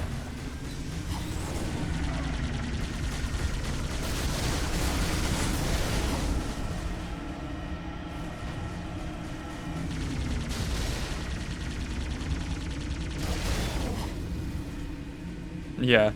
They suck at making games. It's actually crazy because, right, like the mobile Destiny game, what's it called? Destiny Rising that just came out. I haven't really played it much at all, but according to everyone who has, apparently it's like way better than actual Destiny 2, which is really funny. The game is just in such a bad spot right now. It's at an all-time low player count as well, which is both very sad and honestly good to see, because hopefully that'll like give them a wake-up call and say like, okay, we gotta make the game good finally. But I mean, there's tons of players just like myself that have just checked out of Destiny because it's the same game and it's only been getting worse. Like, they haven't really been improving, and it's just like, for me, it was just burnout. You know, I've been playing the same game for years that has had the same problems, you know, for like over a decade at this point. Yeah, the only good part of Bungie is the raid team. Agreed. The raids are really good. It's literally just like everything else about the game. The onboarding experience, the leveling, the campaigns, the missions, the seasonal structure. It's just like, I don't know. I will always say this, Destiny has the potential to be one of the best games of all time, but they do not know what to do with that potential. And I think it's most clear with Destiny Rising. Like, they've actually, you know, another company took the Destiny IP and made a solid game out of it. I really wish Destiny Rising wasn't a mobile game. I think it would have gotten such a bigger audience and a lot more spotlight if it was just another like spin-off, you know. But even for a mobile game too, like, it's amazing. You can really tell that the developers actually are passionate about the IP. Which is, I think, really missing from modern Bungie.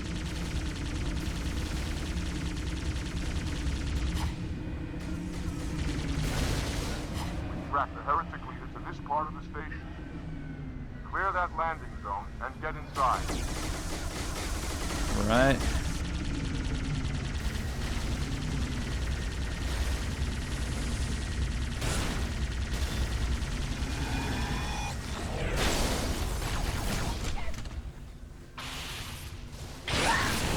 Holy crap.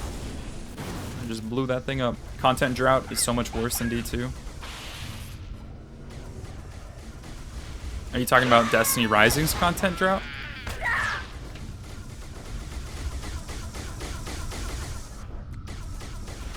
Oh, yeah. That's fair. Although I've heard Destiny 2 is not in a good spot right now either. With just like, they stopped the drip feed content, and now there's just no content or something like that.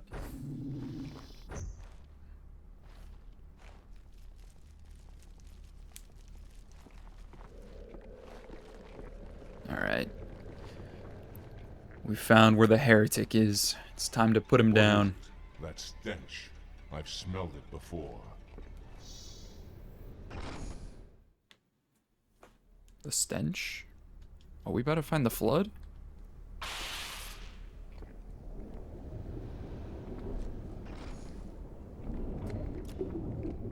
Oh shoot, I think we are. I don't remember this. Are the flood here? What's happening?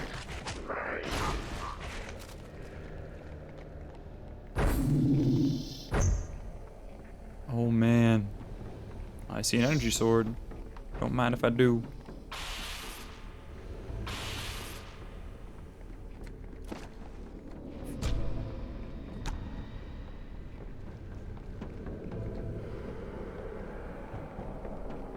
What happened here? We have bad feeling about this.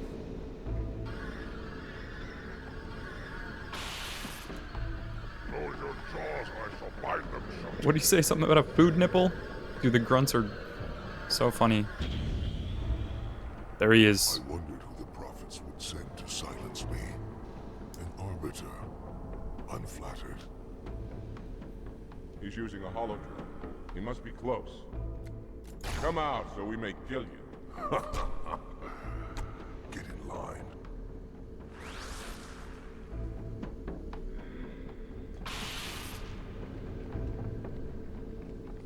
Alright, where are we going? Stand firm. I knew it. It's the flood.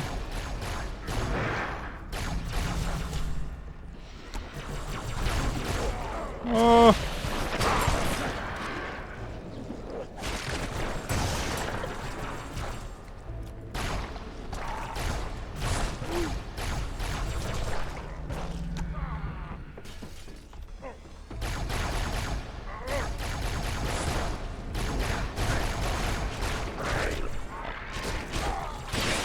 Need like a full auto gun for these little things. Although their hitboxes are very big.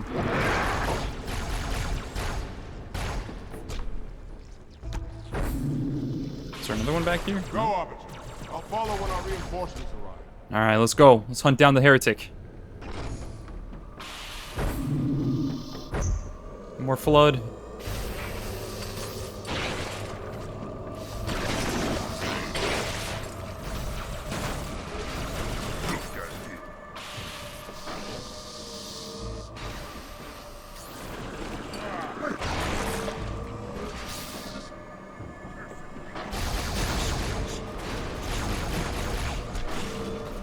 Not even heretics they know this.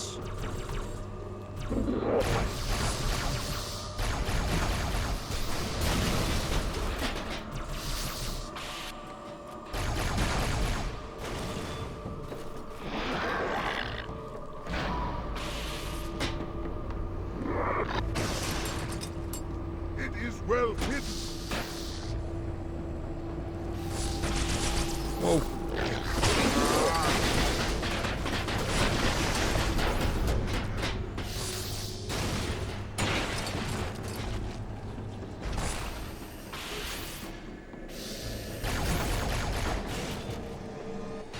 Almost out of ammo for this thing. We're going all the way up.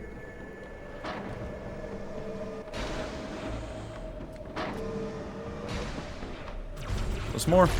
This arbiter is an I impressive can just killer. fall all the way to the ground.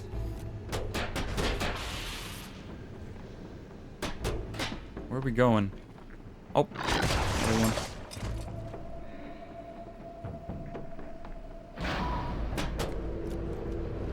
See another one back there. Oh, we're going down now. Wait, have we been going down the whole time? I don't know.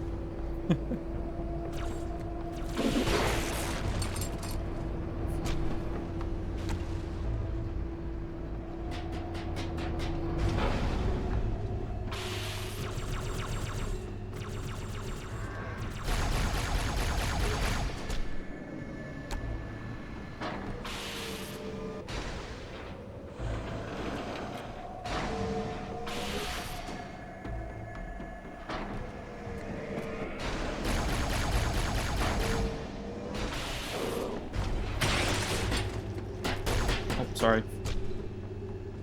I can't kill my elite teammate. He's my only one.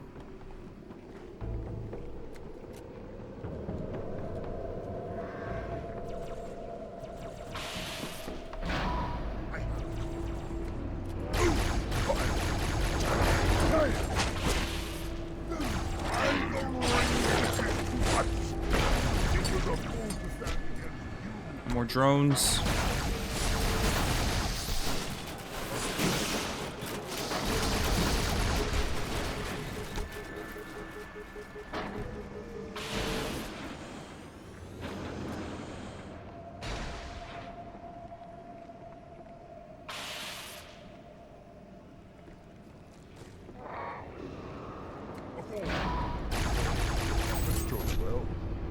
Ooh, that's another quest.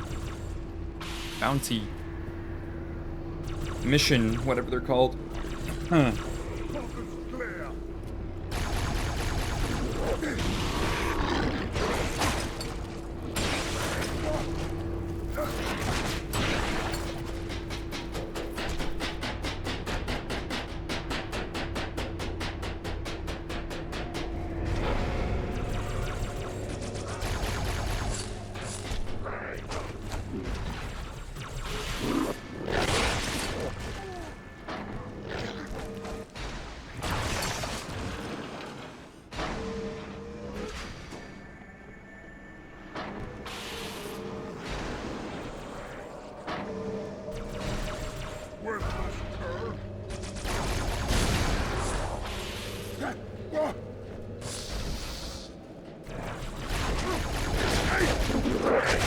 No, don't kill him.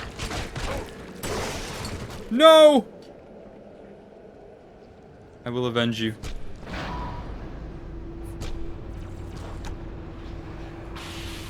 Dang. I'm a horrible arbiter. I just let him die. How could I?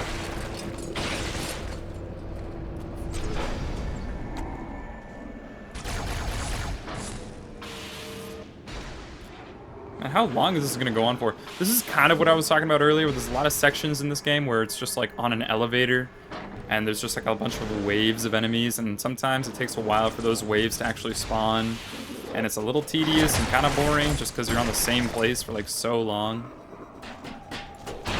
I mean, oh, and of course I fell. I swear if I have to do that all over again. Okay, good, I'm right here. But yeah, it's a little annoying. But yeah, I was gonna say, at least the like base kind of, you know, combat is still fun enough to keep it entertaining, but I would like if we'd kept kind of moving through different rooms rather than actually just, you know, sitting in the same place for so long. But, you know, you gotta give them some slack, because I'm not entirely familiar with the story of how Halo 2 was developed, but I do know a good bit that basically they were initially going to give themselves a lot longer, but after Halo 1, I think Microsoft was like, alright, we need a Halo 2 in a year. And so they just like they were all on just crunch time, just working around the clock, because they only had 1 year, I'm pretty sure, to work on this game. And somehow they turned out one of the, you know, most iconic and impactful shooters of all time. Like, it is insane what they were able to do in such a short amount of time. I don't know what they were doing. But, like, also just, you see, like, and it wasn't even, like, development hell or anything from what I've seen. Like, there's a lot of old, like, videos, if I can break that, you can see of, like, the developers working on Halo 2, and, like, they looked like they were just having a great time, you know? All, like, chilling in the offices, working on this game, you know? Ordering a pizza, having, you know, testing out new ideas. Like, it seemed like such a cool thing to be a part of. And that's kind of, like, something I think would be cool to do. You know, I don't really know much about code or making a game, but I think it would be fun to you know, do that. Just get, you know, a group of people who really want to make this game that they're really passionate about, and, you know, work on it. Even if it's like a small group that I'm working with, you know, a very small team of just like friends. I think just like collaborating in that kind of way, making a game, sounds like so much fun. And it makes me want to, you know, learn how to do that. I would love to learn some code, even if it's very rudimentary. It's always been kind of one of my long-term dreams, is to make a game. Even if I'm just a very small part of that creative process, being able to create a game, you know, like, games are something I've enjoyed my entire life, and to be able to, like, make something of my own would be really cool.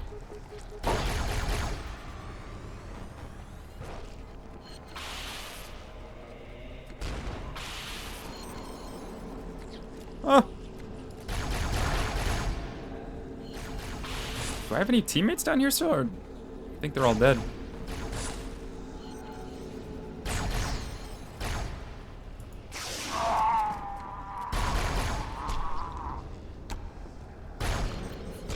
Alright, I think that's all of them. I got more. Oh dang, he's dead.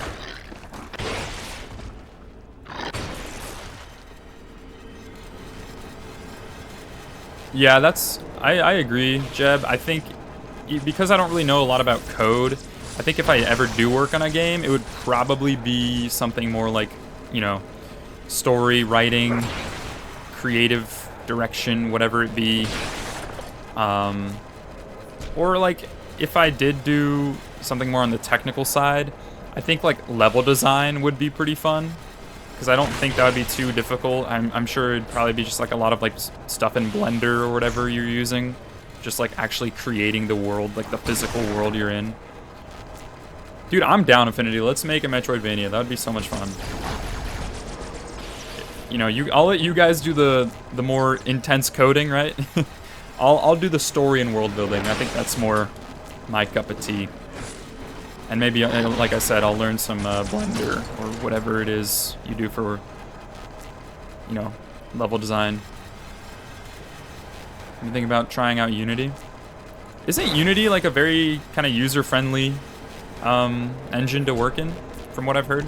Like they have a lot of like pre-made assets and stuff you can kind of just like really easily make a game out of. Because I think that'd be pretty fun. Oh, Hollow Knight was made in it? Oh, then that's an easy yes. Gotta hop in that.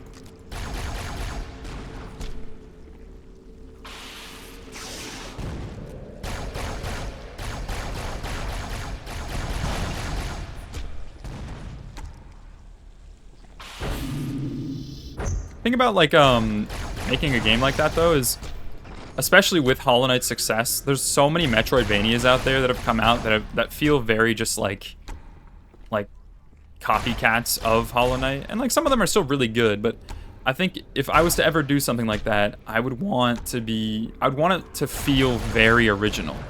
Like sure, it might feel similar to Hollow Knight in the terms of its combat maybe, or its you know, level design, but at least in terms of like its art style and its a world, I want it to feel very unique.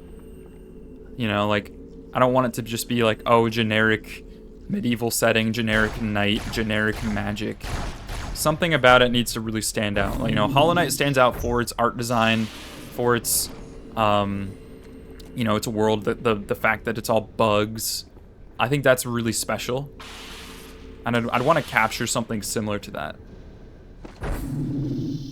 Also, yeah, Jeb, I would probably flunk a coding class if I ever took one. Just because I would assume there's a lot of math involved. At least with, like, the higher tier coding. I'm not entirely familiar. But I am not a math guy. Not at all. Bring the Phantoms close to the mine. You're not leaving until the leader of these heretics is dead.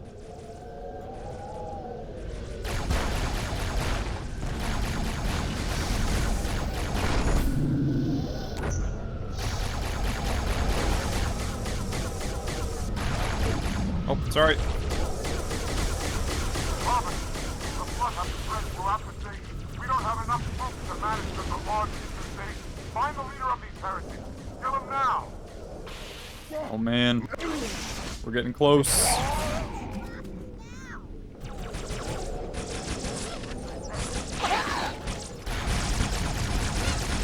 Overwhelms them.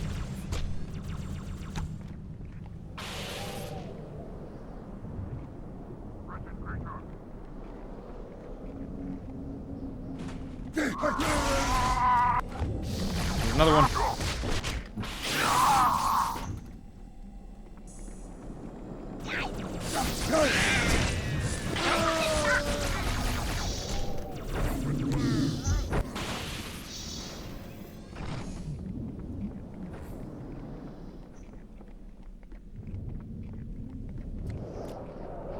You know what would be cool is maybe we did a Metroidvania that was...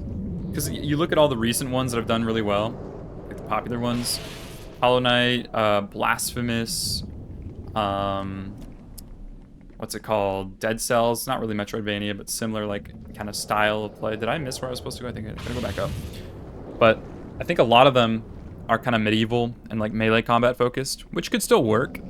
But I think maybe we kind of go back to the roots and do similar to like the original Metroid, where it's like sci-fi. Although I don't know how closely I'd want that to be, you know, related to it. You know, I'd still want it to be feeling unique. But I think sci-fi, you know, maybe I'm very much inspired by what I'm playing right now, Halo. But I think that would be pretty cool if maybe it was a Metroidvania, but not even melee combat. What if it was like a shooter or something like that? And that also takes into account, like, you think Metroidvania, you think 2D platformer. And yeah, like for a first game, a 2D platformer is probably way easier to do. But I think a 3D Metroidvania would be really cool to do as well. Which I don't know if there's ever been a true Metroidvania that has been like fully 3D. Like Dark Souls has, you know, some of that like level design of a Metroidvania, but it's not entirely what you'd think of. This will save me from the storm, but you will be consumed. Oh no. Arbiter, where is he? Thinking Floodbait boxed himself in tight. We'll never break through this. We shall force him out. How? The cable. I'm going to cut it. Get everyone back to the ships. Oh shoot. Warriors, return to the landing zone. The Arbiter will continue upward, cut this station loose, and scare the heretic from his hole. We're gonna drop the whole station.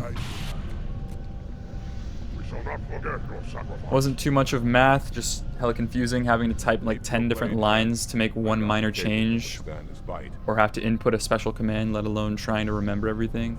Okay, yeah. I could see why that would be frustrating. Having to fix one little thing and having to search for an hour to find out you accidentally put a comma instead of a period. Yeah, that must suck. From everything I've heard, coding is a lot of just trial and error like that. Just really just tedious work. Now, obviously, I've made this clear in past streams and stuff. I'm not super big into AI. I don't like it, at least for creative stuff. I don't think AI should be used in the creative field for art or anything like that. I just fully disagree with that.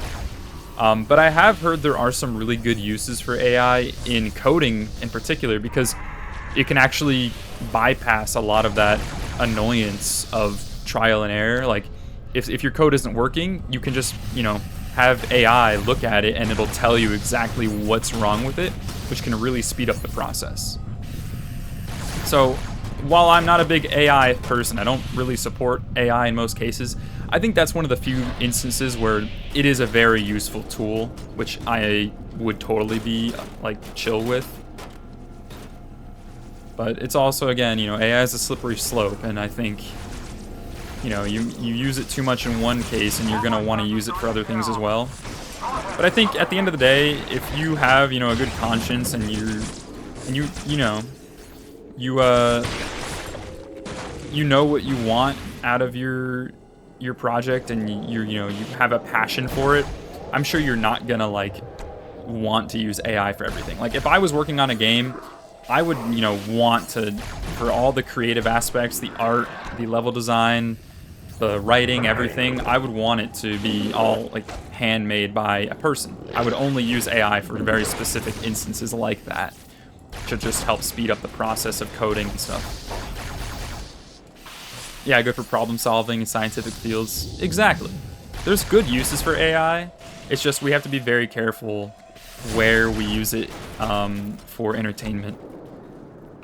Like, I don't know if you guys heard, there's an AI actor, apparently, that's being, like, signed for different, like, future projects. And it's just like, why? Not only is that, like, I don't know how that would fully work. I feel like it'd be pretty, I mean, obviously it could very much change in the next couple of years, but at least now, I feel like it'd be pretty easy to tell an AI actor apart from a real actor. I don't know if we're quite at that stage yet. Regardless though, like even if AI gets to the point where it's like perfectly able to replicate a real actor. Do I cut this? Is this where I do? Okay, yeah, right there. I think if people know what they're watching is AI or playing is AI, they're gonna, you know, lean away from it. Like for me personally, I much would rather consume something like real than something from AI. Because, you know, it's that real, personal, human experience that you get from, you know, from art that makes it what it is. So I'm trying to like multitask here.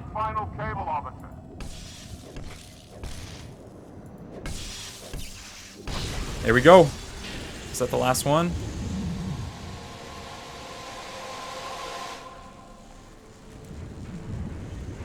Are we falling? Oh! Now we are. Holy crap.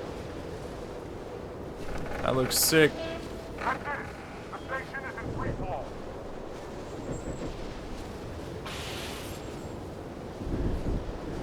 I did not mean to jump off. Whoops. My bad.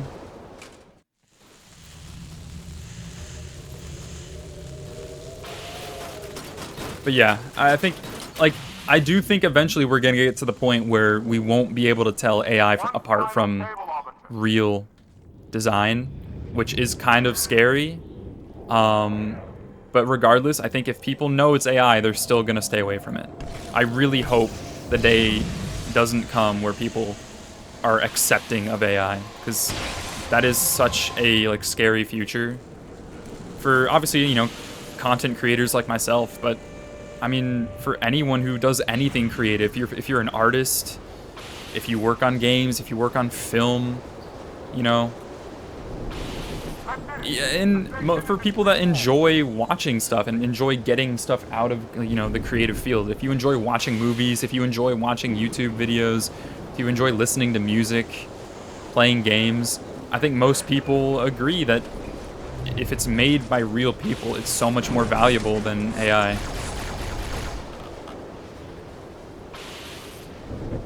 But yeah, back to the coding thing, I think, again, that is one of the few exceptions that I think is totally fine and honestly great to see.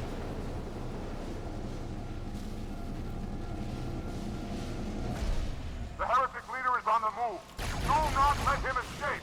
We'll stay with you as long as we can. We gotta find the heretic. Let me jump down there, please.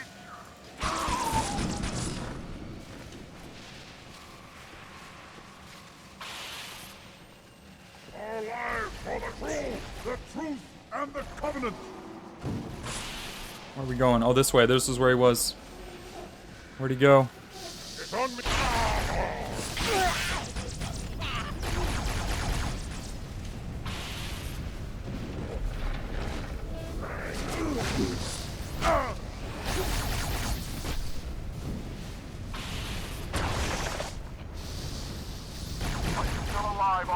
We're keeping pace as best we can. Alright. Let's head after him.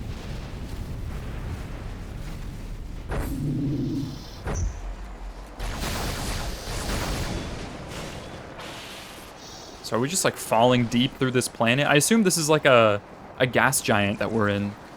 And eventually it's gonna hit the core and probably blow up.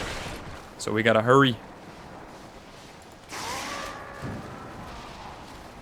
Yeah, exactly. It shouldn't be interfering with human creativity. Yeah, exactly. Only in things that, you know, are truly helpful and not, that don't take away from anything, right? Like, you do lose something when you know, make AI art, or whatever it is. And I think even in art, you know, some might disagree, but I think using like, you know, if you're actually drawing or painting or whatever it is, I think using AI as like a reference or for inspiration can be good. Personally, I probably wouldn't. I still think just off the top of your head or looking at other people's art is a better way to inspire. But yeah, if it's at all, you know, creative, I think the human hand, the real, true human creativity is always going to be better than anything AI can create.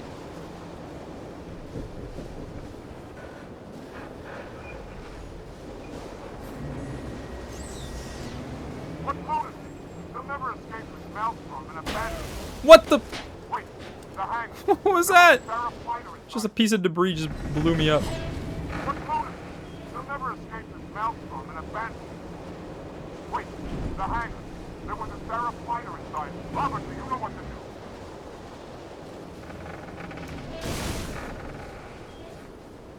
Are you kidding me? Oh, okay. I thought it messed up and had me die in the cutscene. Alright, we're here. Dead or alive. Actually, just dead.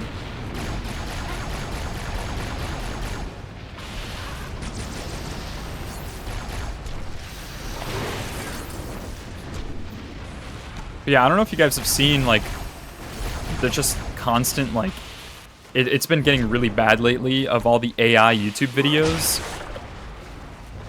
That is, like, not good, you know? Because there's a lot of, like, maybe clueless people that will watch them and not realize it's AI. And, like, there might be a lot of people out there that, you know, that do know it's AI and are fine with it. And, like, that's scary for, you know, people like me because, you know, the day very well could come where people don't care about real creators anymore. Thankfully, I do think most people want real YouTube videos, like real people making them. But, oh my god. But yeah, the fact that like those AI videos will get so many views is crazy. There's like some really big AI channels out there that just get crazy views, which is upsetting to see. Because I mean, like, the videos that I make, they take a while to make, especially if it's like a longer one. Because I gotta do research, I gotta go play certain games, I gotta record, get gameplay, I actually have to write the full script, which can take a while, gotta record, gotta edit, all of that. And you can just do AI and like, you can literally do that in a day, right? You can have an AI write a full script and record it in an AI voice in minutes. It's very scary.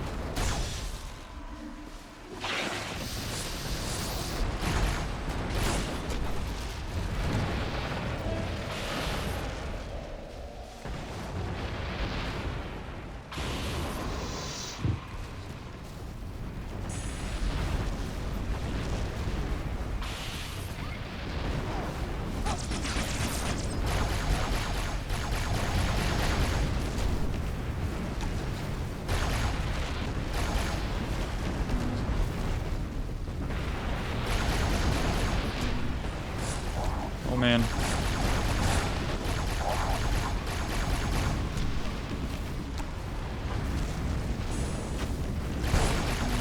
Ah.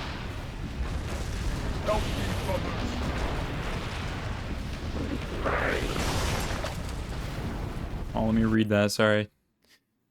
Big Wall of Text by Jeb. I've been trying to get more creative lately because you're forced to mature at a younger age, so basically you had to throw all that creativeness away, so you've been trying to be more creative. So you're not just sitting around being bored all the time because you would like to do something like story writing, as you said earlier, or maybe get into making music, or hell, start making video essays.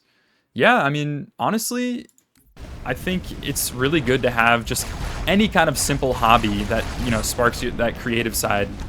Whether it be writing, you can literally just start writing a story. You don't even have to write a story. You could just like start world building. That's what I did. I just pulled up like a Google Doc It was, I mean, mine is specifically for my D&D that I'm gonna be running, but I mean, it doesn't have to be for D&D. It could just be for your own kind of creative exercise where you just start world building, start writing a little bit of backstory for a world, talk about different, you know, enemy races or towns, kingdoms, whatever it is. Or, you know, you could, if you're more into art, you could just start doodling, start drawing whatever it is. If you want to do YouTube, do that, you know. Go write a script about your favorite game and turn it into a video. I think there's all sorts of great kind of avenues where you can do things like that are really good for kind of maintaining that creative side. I think it's a great outlet to have. Staying creative is you know, good for your mental health too, you know. And again, yeah, like it keeps you from getting bored all the time. If you have a lot of free time, you can just work on a side project like that. It is very fulfilling. It feels great to, you know, create something of your own. Like every time I'm able to like fully finish a YouTube video and I upload it, it's just so fulfilling. I love doing it. Even if, you know, a video doesn't do well, it's cool just knowing that I created something and I put it out there for people to see, even if it's not seen a lot. At least I know that I made something and I'm proud of it.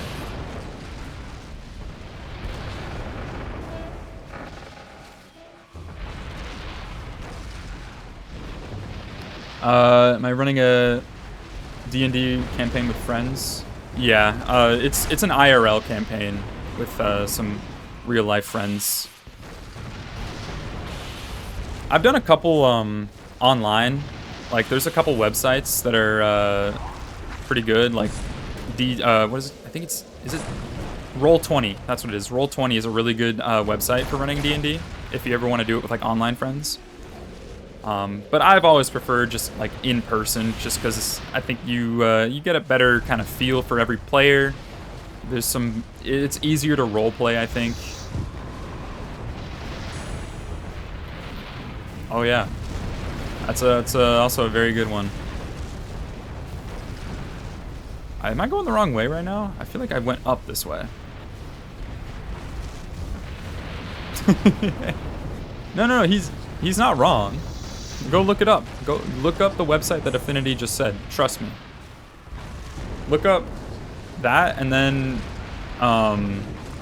Master Chief. There's some really cool ones. And where am I going right now? Am I supposed to... Is it under here, maybe? Oh, I think it's back... Wait. Am I wrong? Oh, it's over here. Okay. I found the right place. Yeah, dude. Master Chief. Pretty cool. Pretty cool. Oh, here he is.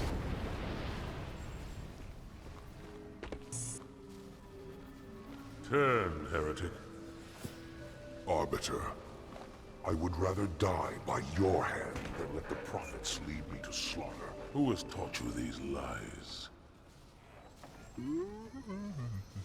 There he is! Guilty Spark. Hello, I am 343 Guilty Spark. I am the monitor of Installation 04. Ask the Oracle about Halo. How they would sacrifice us all for nothing. More questions? Splendid. I would be happy to assist you.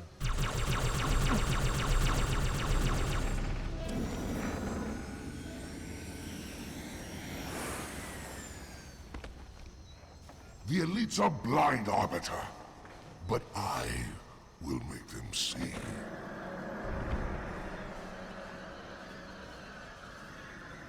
What is that?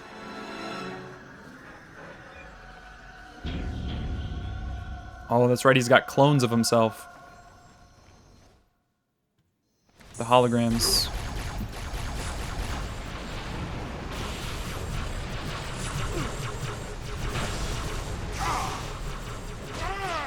Oh, ow, ow, ow.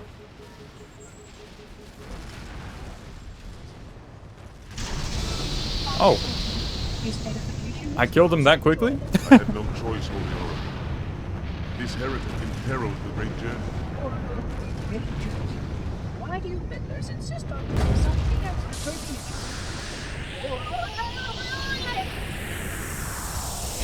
Oh no. That is horrible. So it is. Come, you're leading the system. All right. That was really quick. I think that fight was supposed to last a little quicker, but I think I just found the real one like instantly. And I just like 3-tapped him with the energy sword. I'm insane. Report! Both engine cores have spun to zero.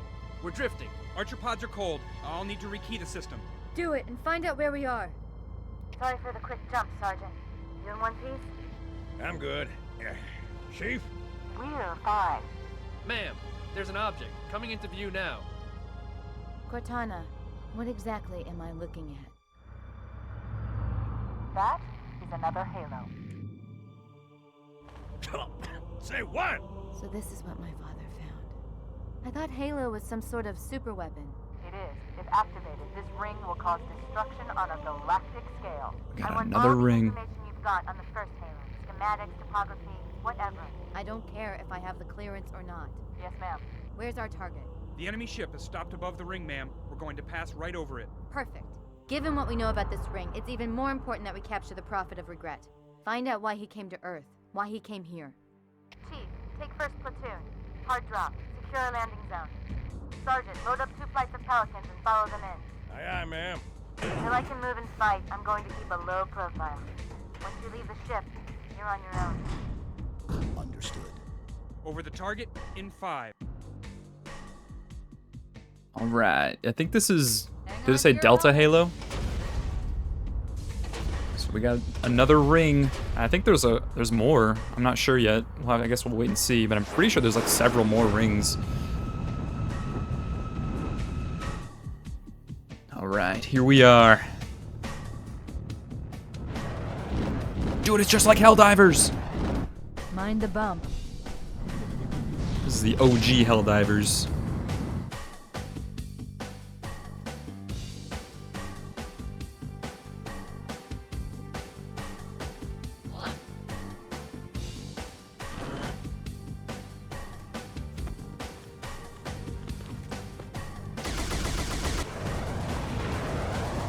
Here we are. Home sweet home. Could we possibly make any more noise? I guess so. Taking your leave. All right, Sage. You have a good one, man. Thanks for popping in. And speaking of which, oh, this mission is actually called Hell Jumpers, and we have ODSTs here. That's sick.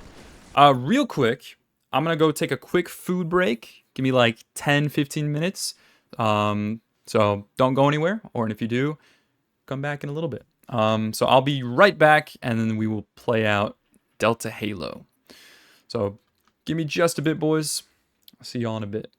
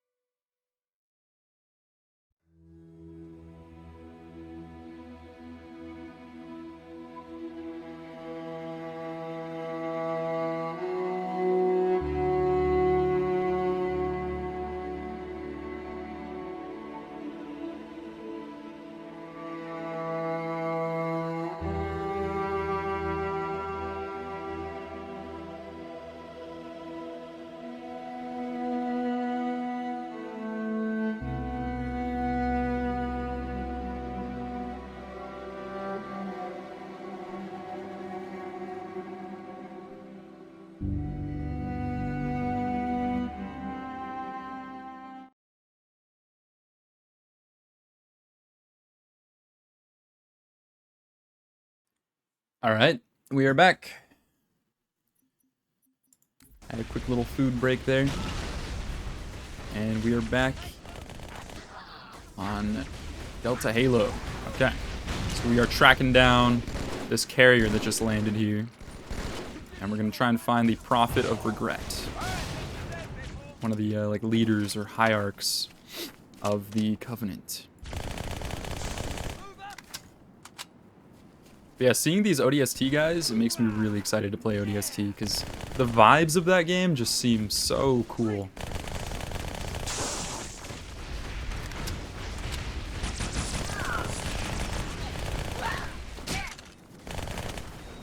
Also, I forgot, yeah, this on this Halo ring, there's like a bunch of these really cool ruins.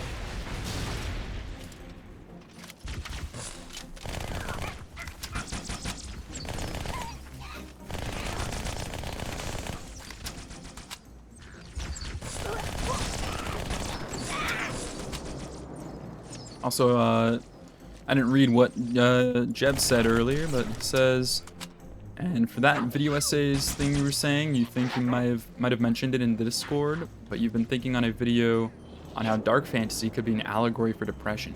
Yeah, I mean, that's a very big thing in Dark Souls, right? I think one of the primary themes of Dark Souls is, you know, overcoming depression. The whole, like, don't go hollow thing is very much an allegory for that. Not giving up. And, you know, even every time you get knocked down, it's, you know, you still have that opportunity to get back up and keep pushing. I think it's a very cool way to read into it, even if it was, even if, you know, that wasn't necessarily the intent of the game or not. I think it kind of was, though. I think Miyazaki did it very intentionally.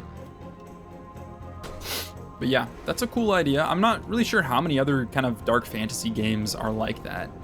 Other than Dark Souls, obviously. Although, I mean, I'm trying to think of like other popular dark fantasy games other than Dark Souls, to be honest.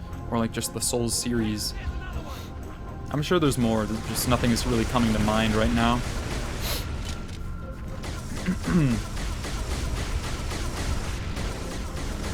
Where are we meant to be going right now? Is it deeper back here somewhere?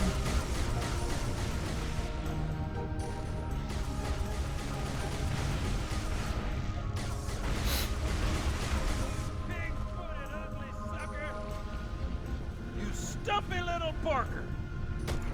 Oh, I hear you, mate.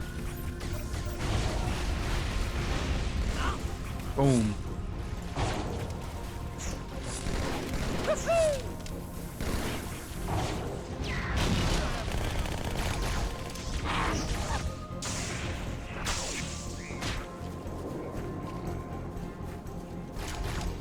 Do I not have any ammo?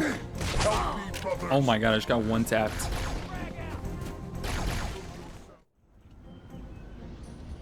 That's fine. Let's not use both of our rockets this time, because I did waste one that time.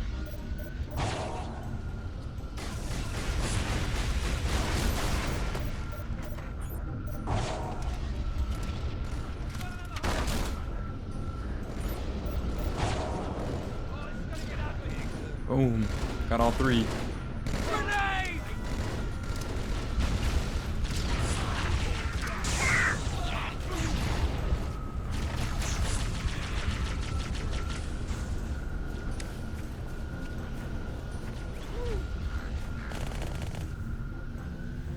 I don't want to see if there's more weapons I can pick up. Oh, here we go. More SMG ammo. I will take that. Oh, is this guy an Ultra? Or is he just another Elite? I think it was just a regular Elite. So I think it's the ones that have like the orange on them. I could be wrong. Because the Ultra in the Scarab was wearing just red, I think. I'm not sure though. Another Phantom on approach. Another one? Do I even have any more rockets? I guess I can use this. Where is it?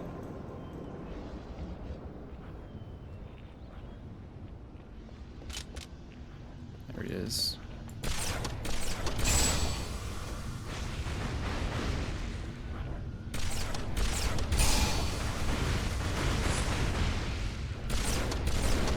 Another contact.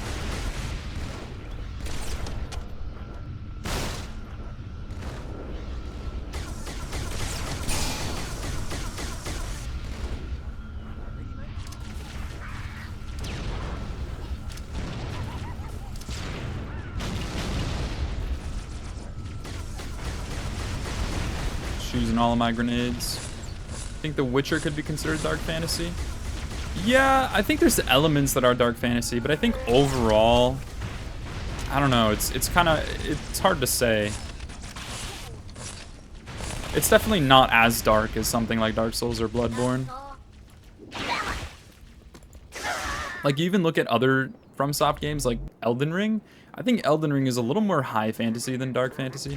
But that's the thing, you know, we're talking genres, and genres don't really have any, like, specific rules at the end of the day. They're always, like, a genre is literally just, like, a guideline, a kind of rough idea of what something might fit into. And there's always going to be, you know, lines that are crossed when it comes to fantasy. Like, there's so many different games out there that reach into dark fantasy, a little bit into high fantasy, you know, epic fantasy. There's all kinds of, like, little subgenres, like I kind of talked about in that video. And there's so much overlap. Here comes that ride.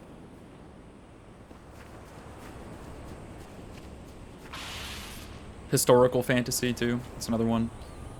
There's also grimdark fantasy, or not even just necessarily fantasy. It could be like sci-fi too, but just grimdark is like really pessimistic, just like gritty, horrible setting.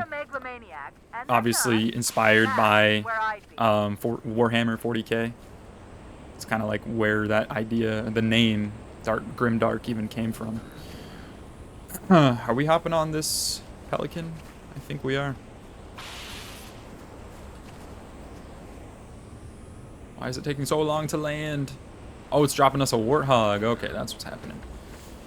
I will hop in the back. I want the turret.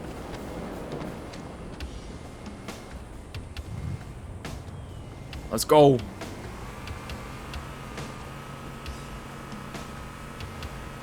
But yeah, also Witcher is also in my backlog as well. So I have so many things in my backlog and I'm trying to play. Oh, it's like a postcard. Dear Sarge, kicking ass in outer space. Wish you were here. I heard that, jackass. That's something I really love about these old Halo games, is all just the banter you hear of all the Marines, and I guess the ODSTs as well. I feel like that's not really much of a thing in the more recent 343 games. They're going to try and bottle us up on this side of the gorge.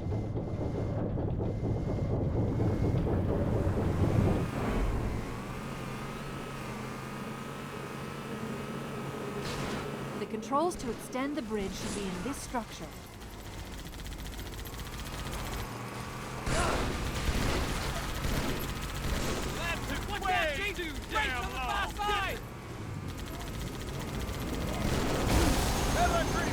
Wouldn't even have to be specifically dark fantasy. Something like Outlast could fit in the guidelines for an allegory. Yeah, I think that would work. Games, maybe like games as an allegory. I'm sure there's plenty of games like that out there that, you know, are meant to be allegorical in nature.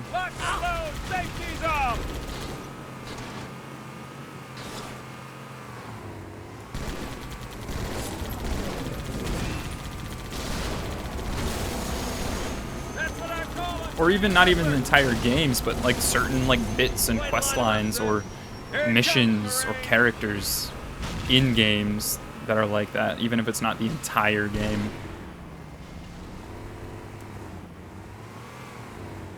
You make my mother-in-law look pretty. Lock and load. I don't know where these guys are going. I'm gonna hop off.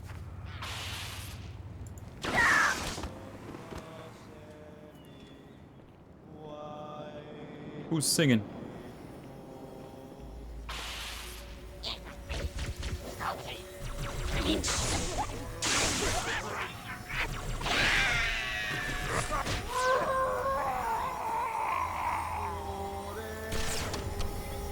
hologram of the prophet guy. What does this do? Oh, it extends the bridge. I see. Good, bridge is down. Now about those rigs. Roger them. Armor's on the way.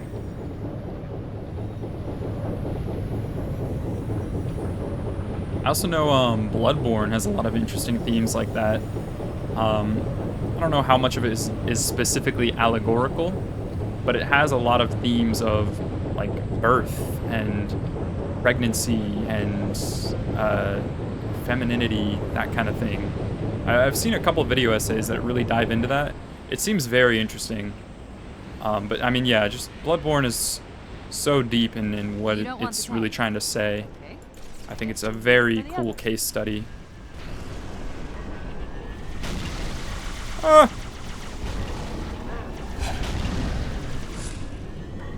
Let me hop on one of these.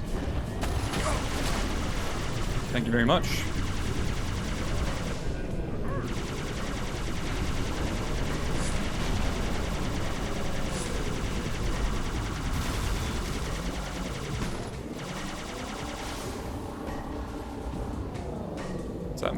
Is my teammate in one of these? No.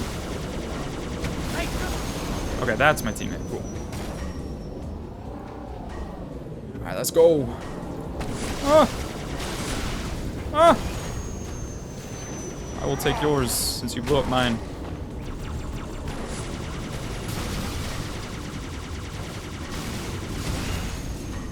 Nice. This one's about to explode though. Whoops. Are you kidding me? And I'm back here. No way.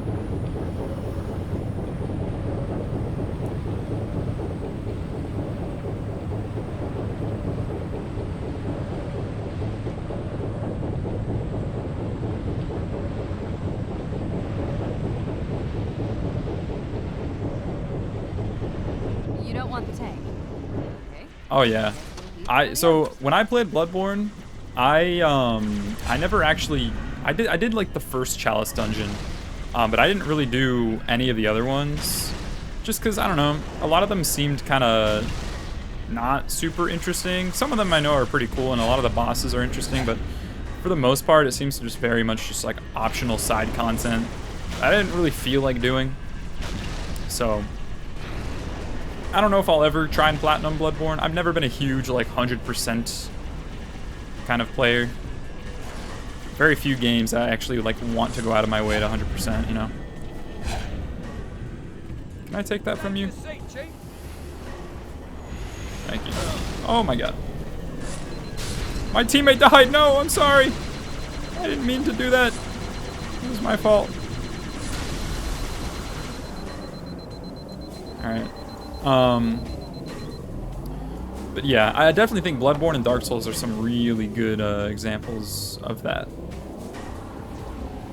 I'm trying to think of like other non-FromSoft titles that would fit.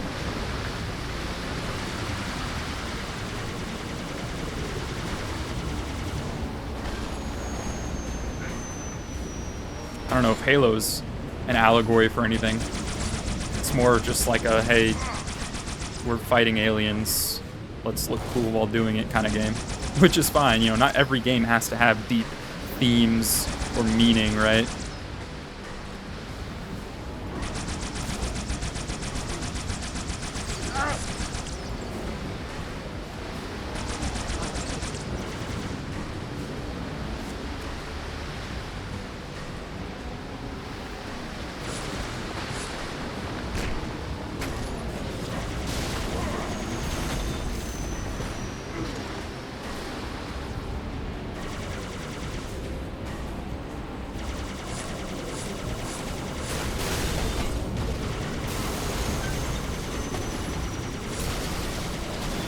Oh, he just jumped off the edge.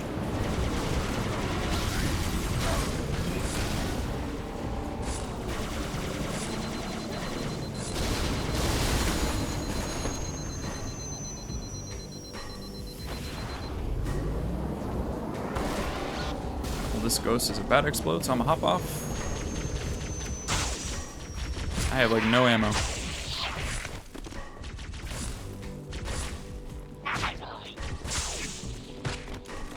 Give me that. There we go.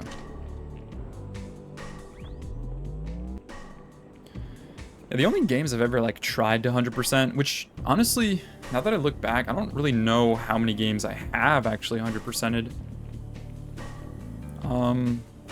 I think most of them would probably be on Xbox. On PC, I don't know if I've done any.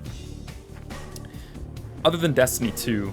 Although Destiny 2 is a very easy game. Because if you play Destiny at all, and you get into the end game of Destiny at all, like, you're gonna get all the achievements. They don't really have a lot of achievements. Most of them are still, like, the same ones from, like, 6 years ago. I know a while back I was like, I want 100% Lego Star Wars The Complete Saga on my Xbox.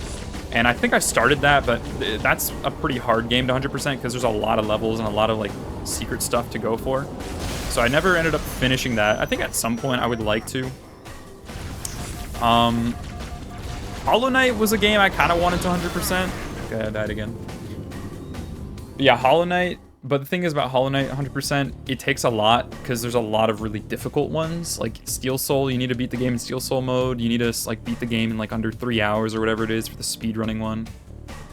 Like all the 100% stuff is pretty easy, but it's mainly like the Steel Soul that would be pretty difficult, which I haven't attempted, and maybe at some point I will. But I think that kind of goes back to the point of like, I don't really like going for 100% on games, because it often pushes you to keep playing a game past your enjoyment of it. Like, I really enjoyed Hollow Knight, but I don't know how much I would really enjoy going for a Steel Soul run or, you know, trying to speedrun the game.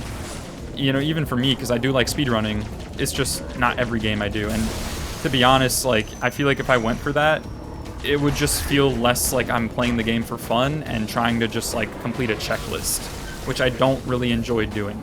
If I 100% a game, I want to be able to do it while still enjoying playing the game. I don't want to feel like I'm going back for extra content that I'm not going to enjoy, and I'm only doing it for 100%. In fact, what I'm literally talking about right now is something that another creator, video essayist you might know, Rasputin, he recently made a video on that, of like playing games in unfun ways. And going for 100% on games can be that, you know? Even if it's not fun, you still kind of push yourself to get 100% on the game. And I can still understand that, because it's like, it's a labor of love, right? You love a game so much, you're willing to get 100% on it, even if it's not fun. Like, obviously, Dark Souls 3 was a very good example he gave in that video, because it's a lot of just, like, grinding, a lot of farming, tedious, just boring stuff. But, you know, you gotta do it for the 100%. So, like, I think that would really be the only reason I go for 100%, is a game that I love so much that even if it's not fun, I want to say that I was able to 100% it. So, I think Hollow Knight might be that game for me eventually. Or maybe Silksong. I'm still not fully done with Silksong. Still playing it. But I'm pretty close. And I think even after I beat it, it might be one of those few games that I really want to go out of my way to 100%. Because it is so much fun. I'm having a lot of fun with the game. Also, yeah, platinuming RDR2. I still haven't played RDR2. That's another one of those games on my backlog, which we'll get to. But hey, today, right now, as I speak, we are taking on my backlog. You know, Halo 2, the Halo campaigns have been on the backlog for a long time. So, and thankfully, each Halo campaign is not very long. Like, we're, I think, more than halfway through, or at least like halfway through right now. So, we will be done with it in not too long. And then once we're done with Halo, I can move on to some other great games I've been wanting to play. I have like no ammo. Let me swap this needler.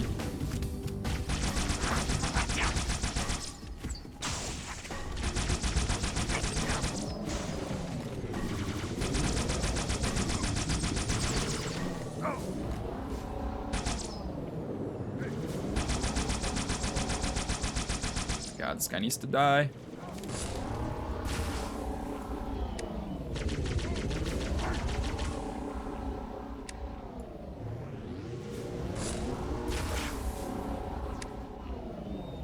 How is he not dead yet? I'll just take his ghost, actually, because I'm probably going to need it. There we go. Alright, moving on.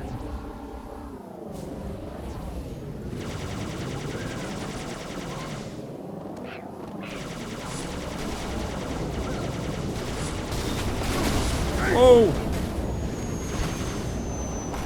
It's fine, I needed a new ghost anyway.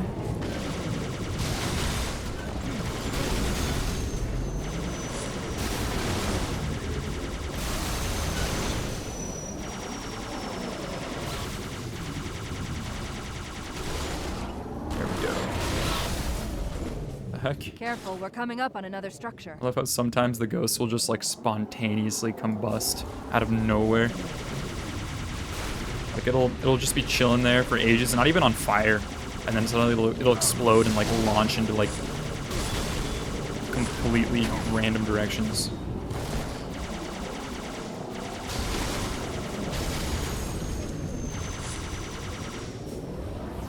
Dude, you guys remember the when Halo Infinite came out? The like hilarious like physics of that game were so cool when you could just like launch yourself anywhere with all the different vehicles and the grappling hooks and stuff like that. Like I think Halo Infinite was honestly, it was so close to being like a perfect comeback for Halo, but they just squandered it. I don't know what happened there. It's so unfortunate because I was really excited for it and I was having a lot of fun at release, but then just nothing. Like there was no content, so many like lacking features, barely any modes, no maps, not many interesting guns. I think one of the biggest mistakes they made was the constant flow of microtransactions in Halo Infinite. Because I mean, for me, growing up with with Halo Reach, one of the coolest parts of Halo is customizing your Spartan, making your Spartan look cool, and actually earning the armor that you're wearing. And I think in Halo Infinite that is completely lacking, because not only do they have pretty poor customization with all the armor cores, I will never understand that. It makes it so tedious to go about like customizing your Spartan. But also all the cool armor you could just pay with real money. Like there was barely anything to actually unlock. It was literally just, hey, drop 20 bucks, suddenly you look really, really cool. And I just hated that. It's like the reach system was perfect, right? Because like we're coming up on another structure. All you really needed to do was just play the game, and the more you played the game, the more stuff you'd unlock. And there was some really cool armor sets that you would look really cool in. Where am I going? Am I going the wrong way? I think I might be going the wrong way. But yeah, like that was completely lacking from Halo Infinite, and I think it really killed the game. I honestly would have preferred if they had made it paid rather than free, because they made it free so they could do microtransactions.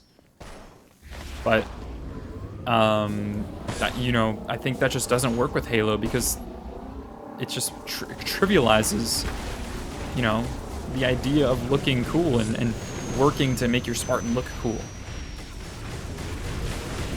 It kind of sucks.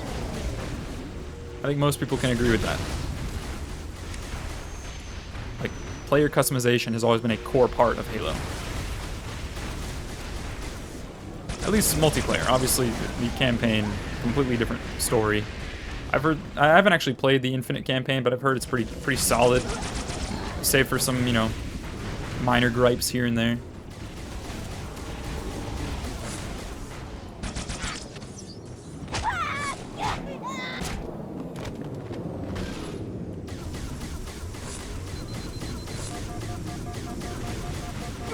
Need to hop out of this. I need that. Can I please pick this up? Thank you.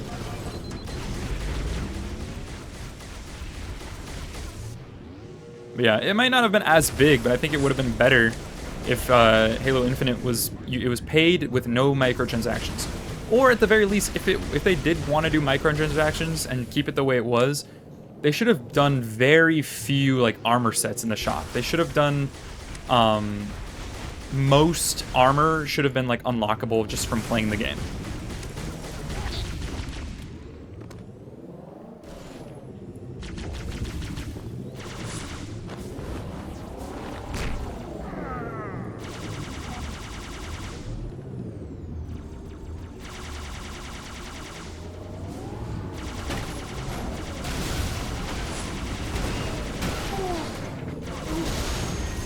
Yeah, I mean, when Halo Infinite first came out, they said it was going to be like a 10-year game or something like that. It was supposed to be a platform for the next 10 years of Halo or something like that.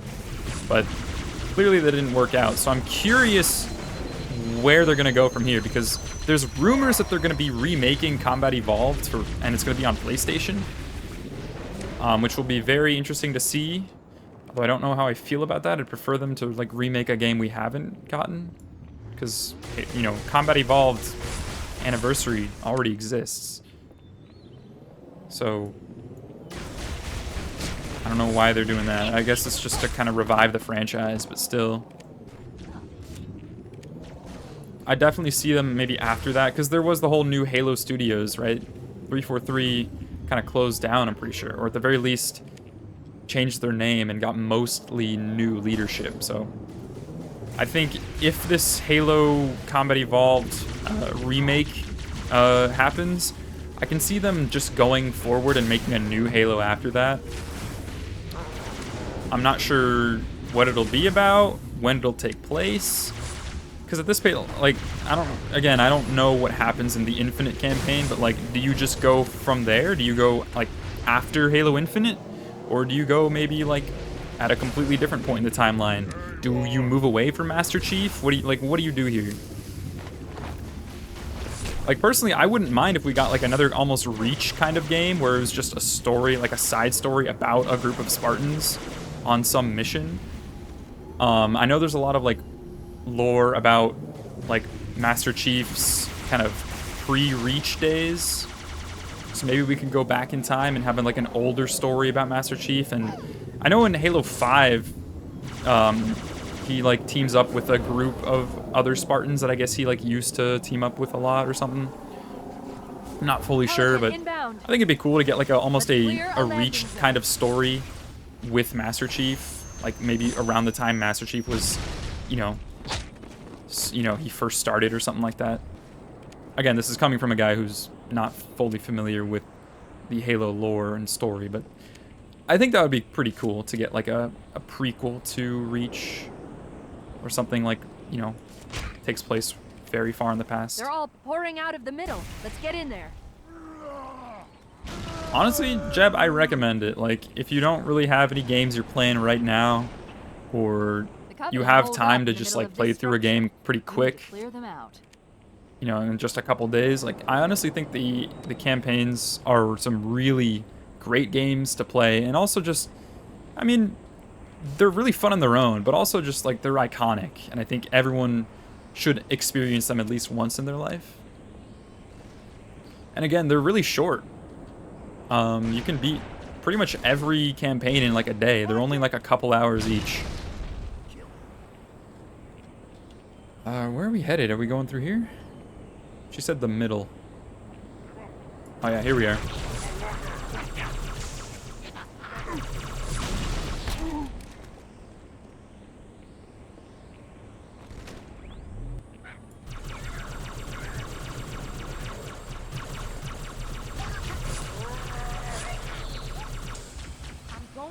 Do not open till Christmas! When not open till Christmas and you just throw a grenade? That's funny.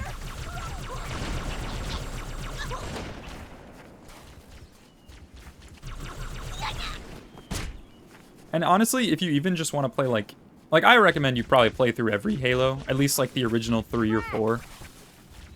Not Halo 4, because Halo 4 is not that great, but first 3 and then ODST and then Reach.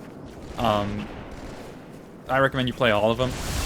But I think if you only play one Halo, if you're not really feeling like playing the entire series, play Reach, because Reach is maybe one of the best, and it's a standalone, so you don't really need to play the ones with Master Chief to understand Reach.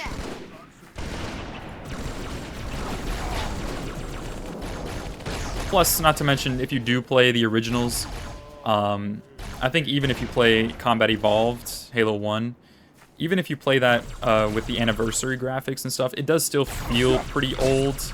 Like, you can really feel the age in Halo 1.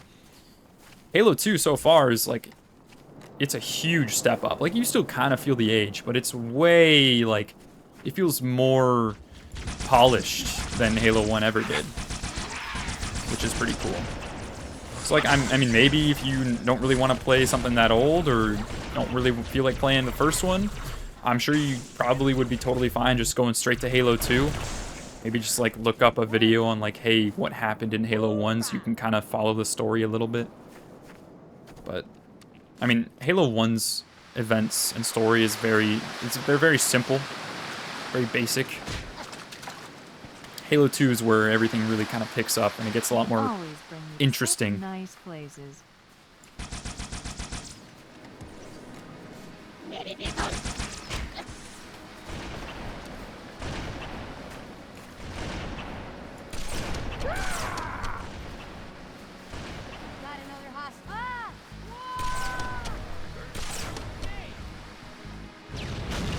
Any others? I think we got them all. Oh wait, was there a rocket launcher up there? Or whatever that was. How do I get back up there? I don't think I can. Dang it.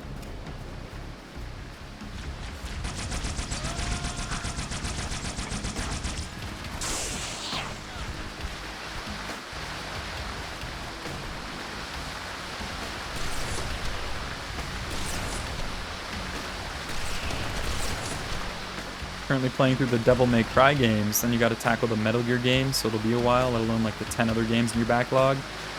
Yeah, it happens. You know, I have a lot of thoughts on like backlogs. I think they're useful, right? But I think they can also kind of be a detriment sometimes. I'm planning on actually on the next Embercast episode on my Patreon podcast, probably going to be talking a lot about that. But yeah, I don't know if I'll ever make a like actual YouTube video on backlogs because I think there's a lot to say. But I know it's also something a lot of other people have already talked about in other videos. I don't really want to like kind of retread the same topics, same points. But yeah, it's annoying, just especially today, you know. There's just so many games constantly coming out that you just constantly want to play.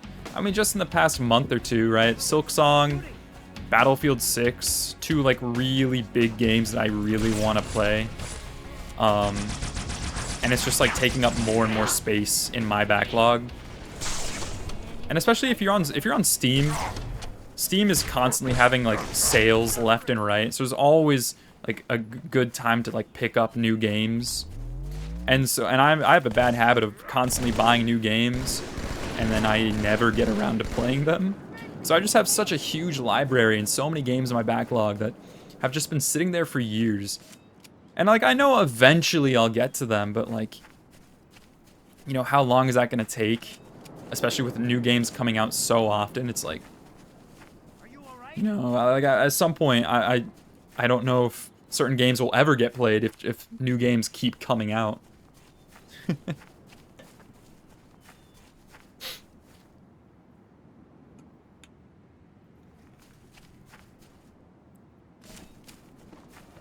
Good. Still no word about Ember clad on the Covenant BattleNet. It's odd. The Covenant know we made landfall, but they don't seem to consider us a very serious threat. Boy, are they in for a big surprise.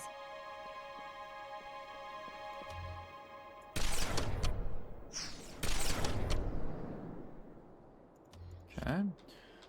This is really cool looking. It's like it looks very similar to the other Covenant, or I guess not Covenant, but like Forerunner structures. But you can tell it's like overgrown. It's like been here way longer, it kind of looks like.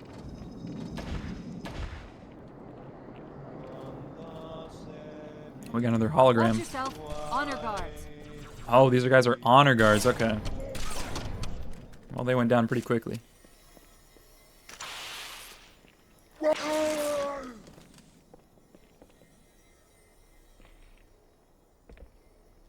Anyone else?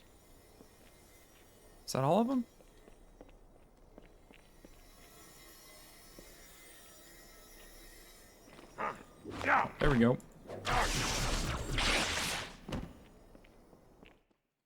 Oh, cutscene. New mission. Regret.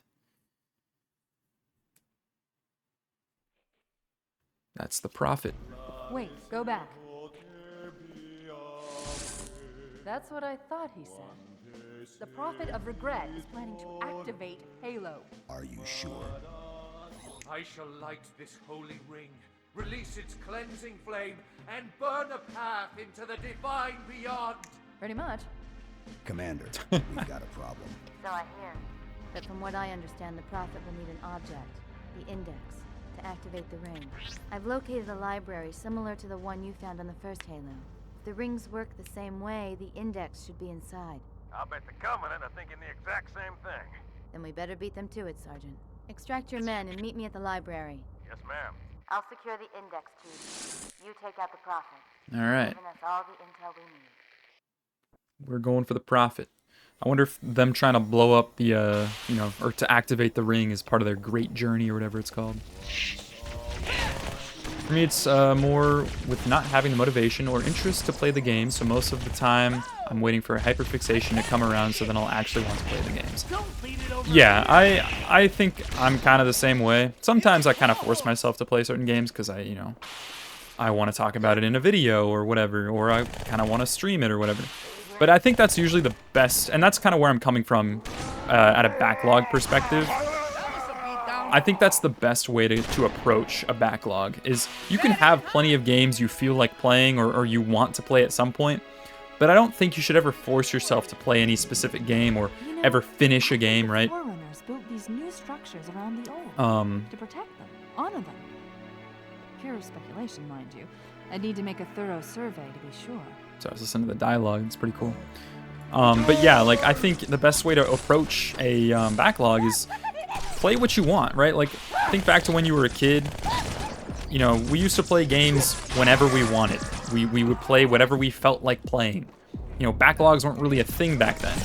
And I think if you have a backlog, you can kind of fall into this trap of like forcing yourself to play certain games just because it's on your backlog. But if you don't feel like playing it, I don't think you should. I think a backlog should be purely a helpful tool to see what games you haven't played, but you should still just play what you feel like playing. You know, if you feel like playing a game you've already played 100 times, like if that's what, gives you enjoyment, then, more power to you. I think that's how you should approach it. Because that's what gaming is really for at the end of the day. It's just to have fun. It's entertainment. Sure, there's more to it, but I think that way you won't really end up, getting burnout or not enjoying. You won't, lose enjoyment out of gaming anymore. Just play what you want. Play what you feel like playing.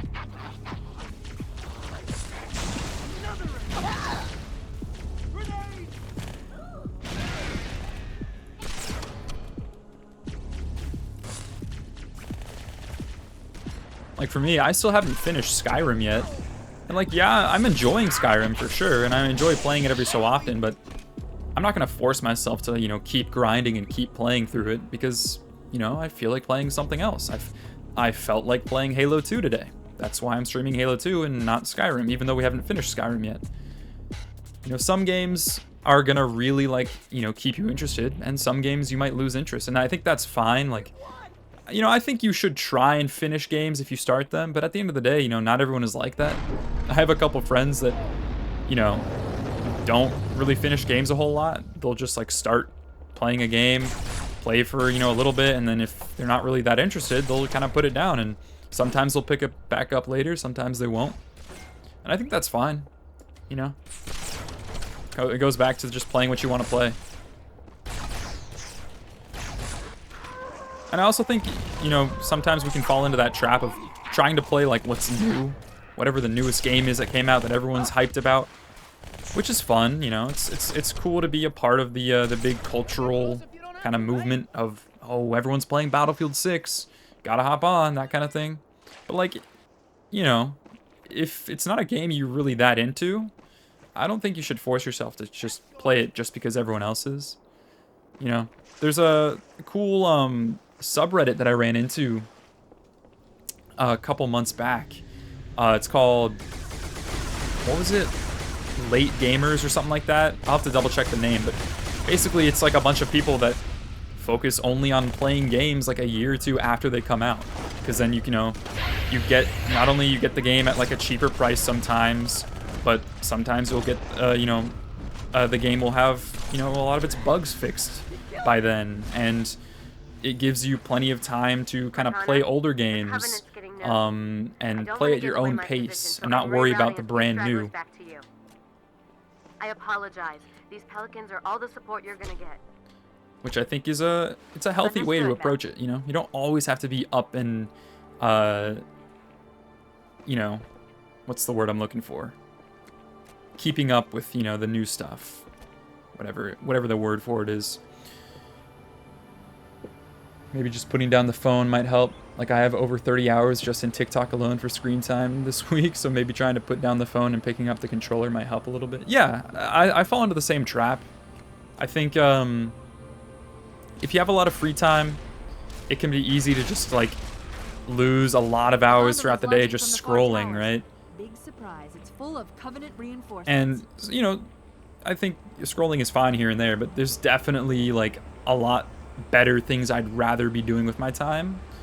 But at the end of the day, like, it does take a lot more effort to turn on the game compared to just opening, you know, TikTok or opening Instagram. As funny as it may be to hear, like, games do take a substantial amount of effort to play. It's a lot, you know, more intensive and demanding than it is to just mindlessly scroll.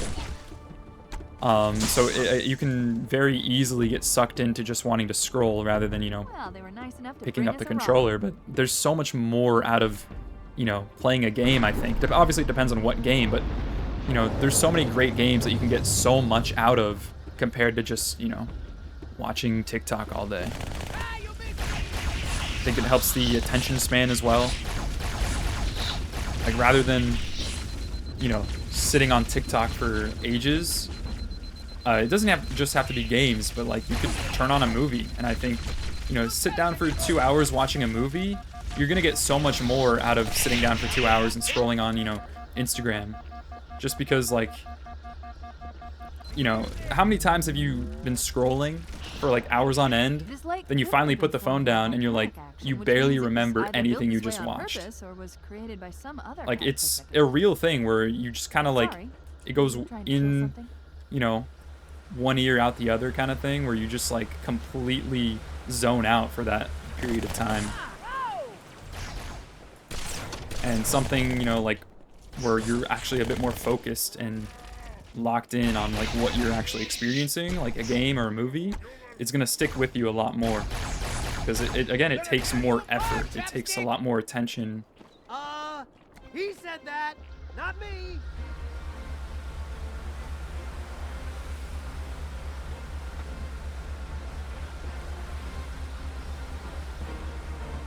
Are you all right? Good to go, amigo.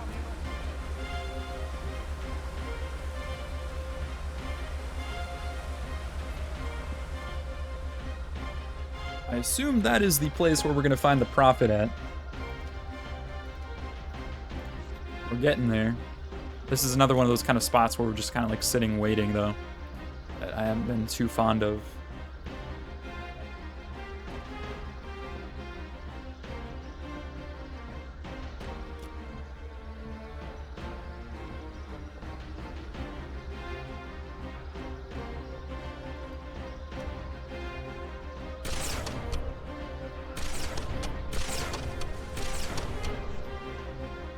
Crazy with the snipes.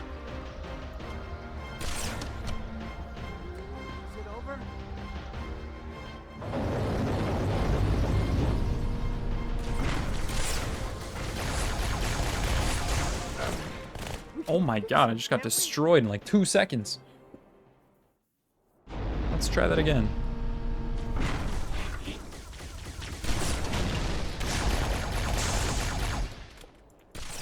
I'm out of ammo.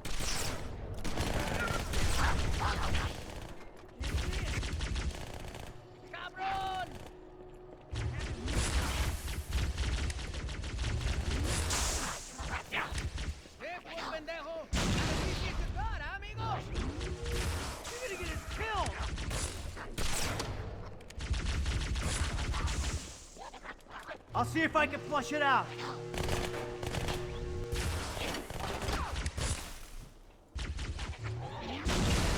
Want to see if it's there?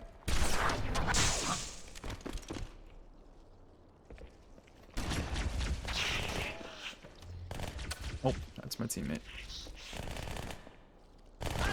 Oh, almost fell.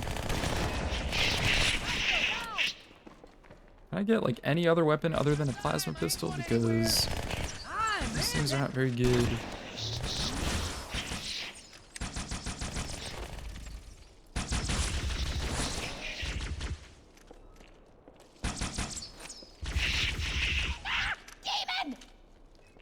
Ah, now I see. There's a submerged section that connects these towers to the outlying structures. Looks like we're going down. Unless you'd prefer to swim. Are we supposed to go up? Full car coming up. Ooh, what's this? Fuel rod cannon.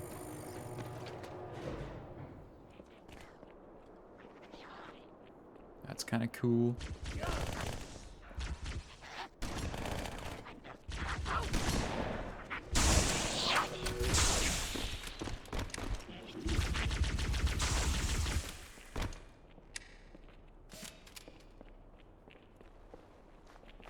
Oh, we're going in here.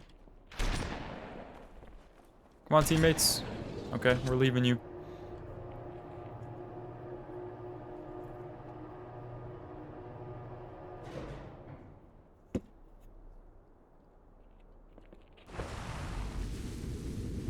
Ooh, we're underwater.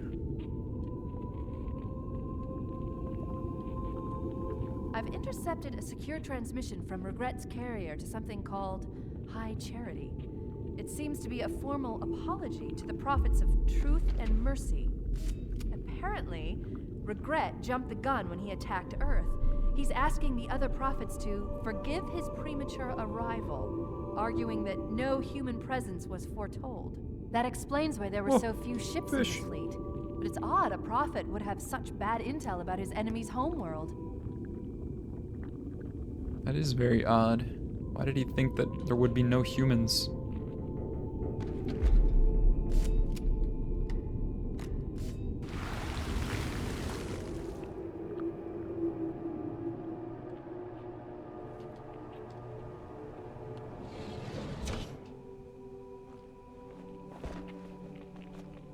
Okay, we are now in the underwater base thing. I wasn't fully listening to all that dialogue there. I kind of wish I was. But it looks like we are now where the Prophet of Regret is hiding out.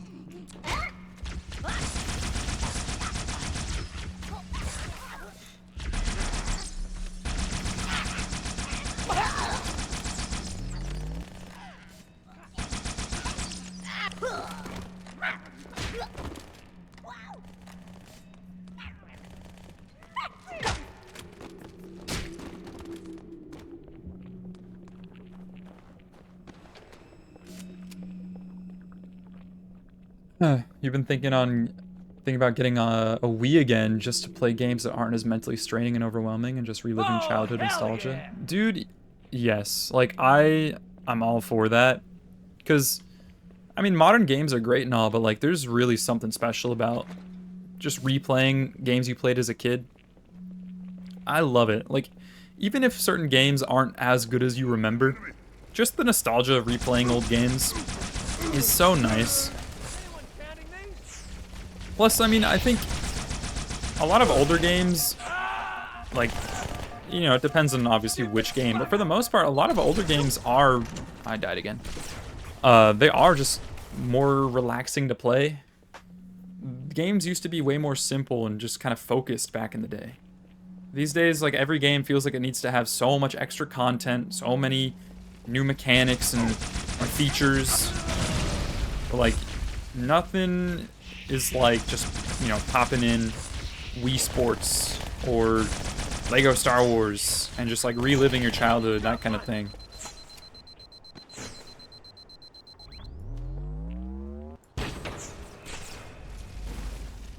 Ooh, energy sword.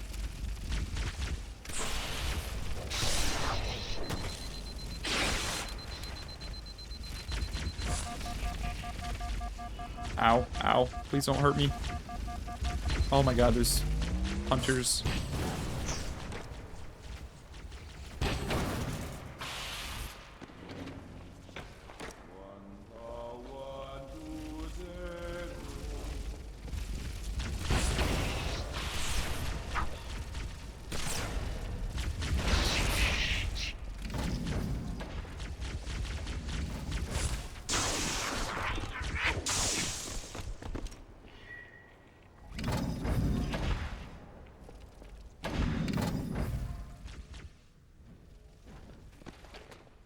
Oh yeah, we have a couple more shots.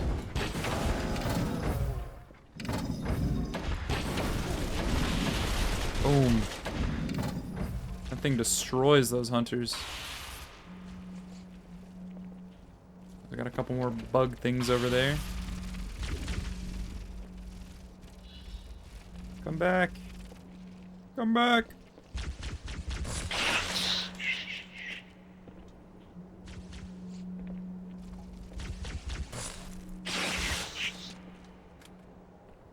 Is that all of them? Is there any more?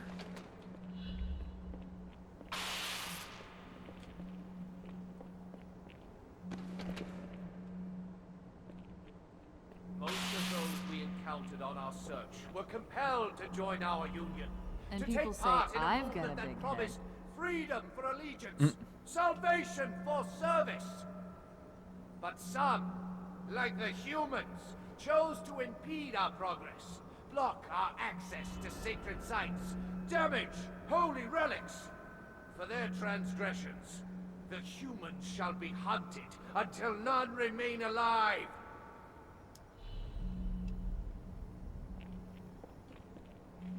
Okay.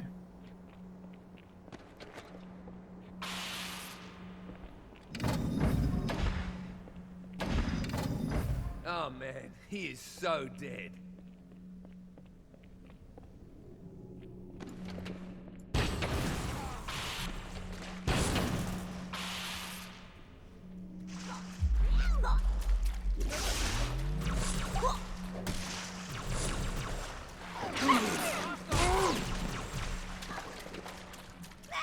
Oh, we're out of ammo on like everything. That's alright, I'd hide from me too.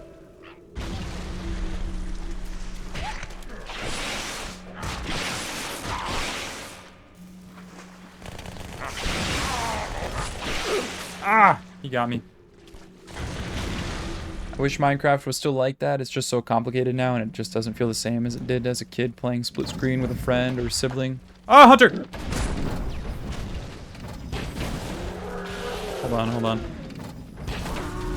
There we go. Yeah, I kind of agree. Modern Minecraft is very different, unfortunately.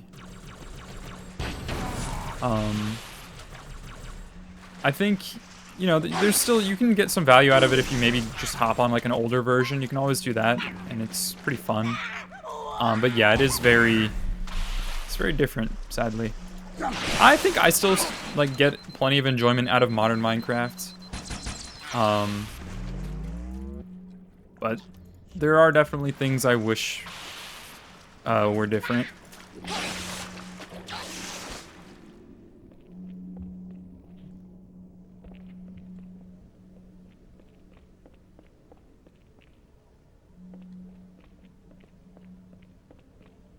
Another elevator, we're going deeper.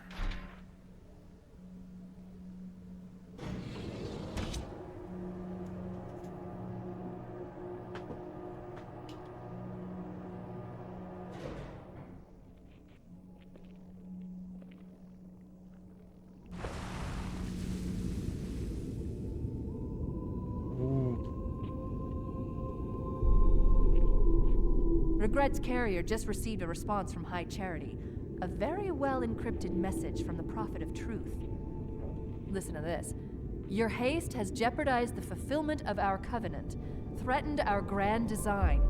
That you shall be spared a public display of our contempt is thanks only to Mercy and his wise counsel. Truth, Mercy, Regret. 3 prophet hierarchs. Killing Regret should shake up the covenant leadership. But frankly, it sounds like you might be doing Truth a favor. Interesting. I'm so really curious to know why did they not know any humans were on Earth?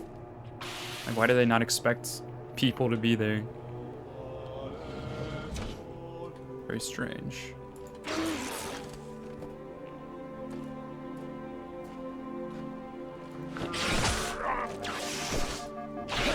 Dude, I gotta say, speaking of like 3DS, right?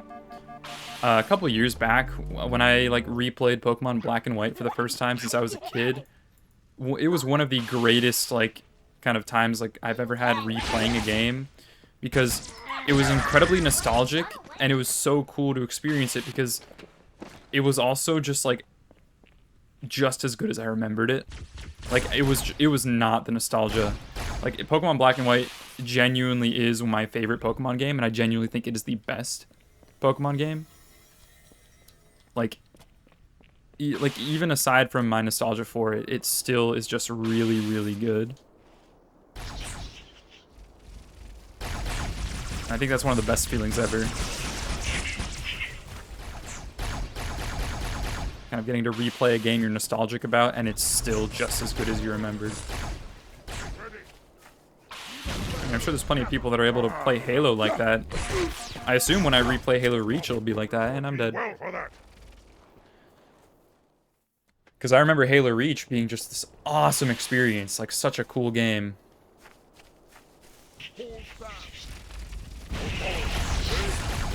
It's crazy to think it's been 15 years since Halo Reach came out.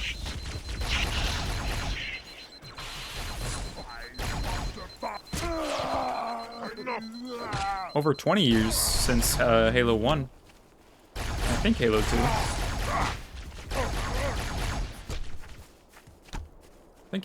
Did Halo 2 come out in 04? 05? I'm not sure.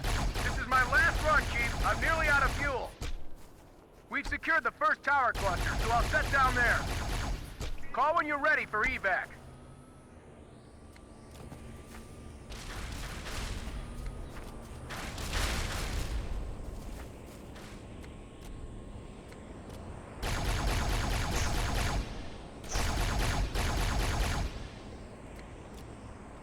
Let's snag one of those weapons. Thank you, thank you.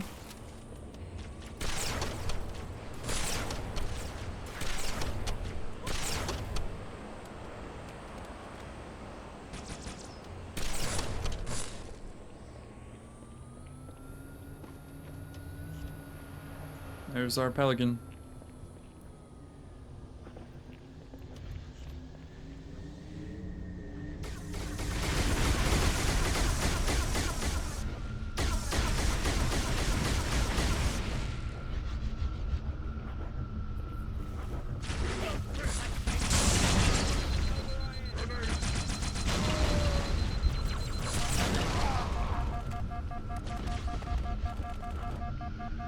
Is that all of them? Nice.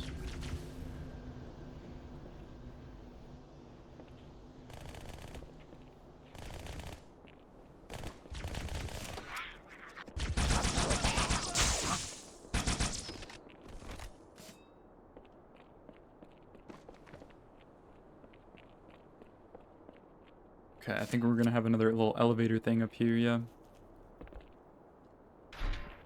I might have missed the dialogue maybe, but I mean, why don't we just like fly the pelican all the way over there rather than taking all these elevators? Roger that. I'm as close to the library as I can get. There's some sort of barrier. We're trying to find a way around it. I'll keep you posted.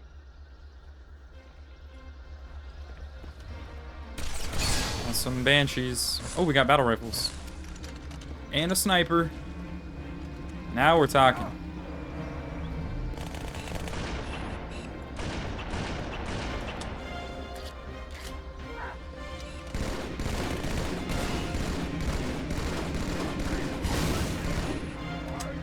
Here it is.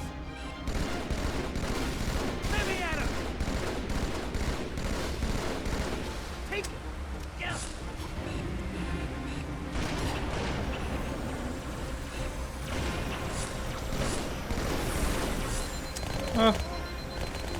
Ooh, what is this?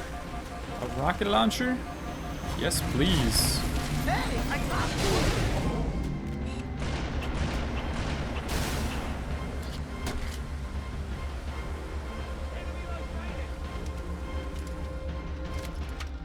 Stupid bugger!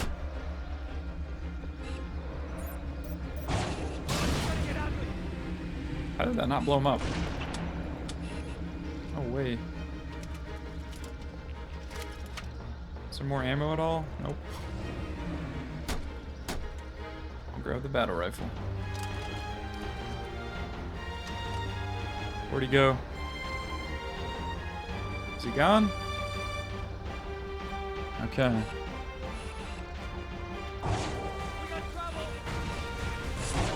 We got trouble, mate! Boom. I'm out of rockets though. Let's grab this actually. We should get into the Pokemon games. Used to love the cards and anime as a kid, and now that you've tried getting into the games, it just feels weird, especially with how the games are now and with how the cards are now. I just don't want to deal with scalpers. Yeah, I think the cards are a whole different argument, whole different conversation. That's rough. But games, just go back and play the older ones, honestly. If you're not really vibing with like the modern games, you can always just emulate the older ones. The DS era, I think, are some really good ones to play. Holy. The largest anyone's ever seen. What is that? Get inside the temple and kill regret before it can stop us.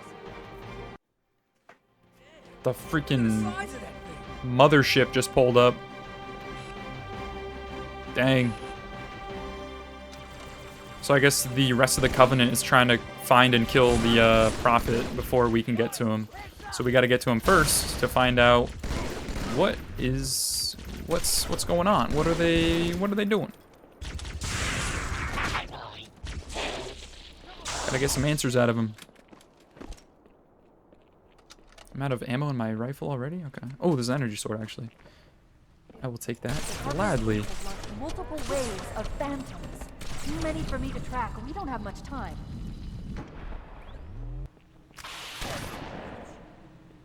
Yeah, if you're looking to collect Pokemon cards, honestly, like, it can be really tough right now. Honor guards all over this place. I would recommend against, unless there's like a specific set you really, really want. If just getting into it, I would not recommend going for like actual boxes or any product right now. Just go for single cards. Go online or look up a card shop and just buy any singular cards you like and just start slowly building up your collection that way. And honestly, Journey will not be postponed. where is he? Is he here? Oh, there he is. There's the Prophet. There's the target. Take him out. Let's get him real quick. Let me hold that thought on the Pokemon cards. One sec. Does he have a shield or something? Oh, I gotta kill this guy.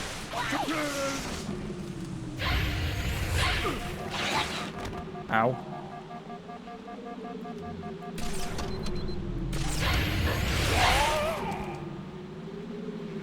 Guards, remove this bird from my sight.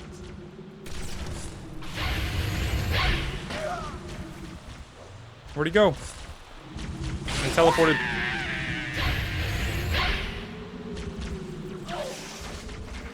Human filth. Teleported again. Where'd he go? Ow! No way, man. It's probably another issue with you maturing too fast. You just tend to focus on the negatives for things. Learn to say screw it and do things just to do it and just have fun with it instead of worrying about the most minuscule things. Yeah, I mean, that's honestly, I think, how you should kind of look at most things. Like, don't worry about little minor details. Don't overthink. Don't overstress. I think with games, it can be easy to fall into that, like trying to, you know, do things perfectly and play whatever's new, whatever it is. Just like have fun with it, you know. That's what games are about, man. Do what makes you happy. There's the target. Take him out. I think I was wrong. I don't think he has a shield. I think he just has a lot of health. Human filth.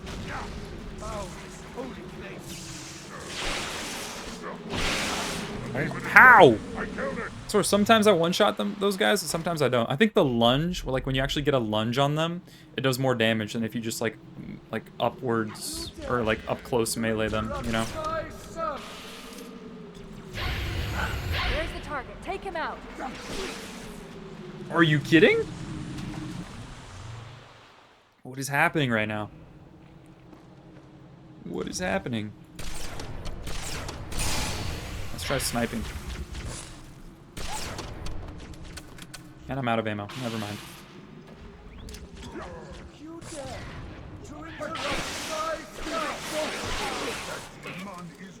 What is happening? I need to go for like backstabs because those do like way more damage. Human filth!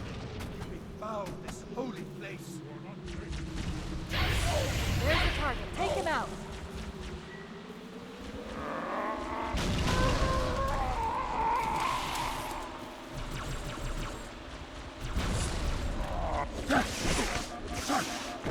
What? Two melees. Two with the energy sword doesn't kill him.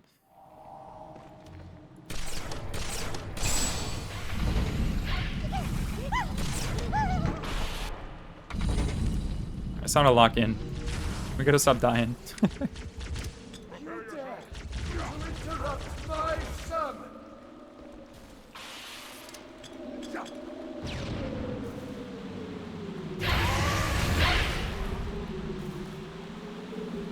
There's the target. Take him out. The grenades like bounce off of him.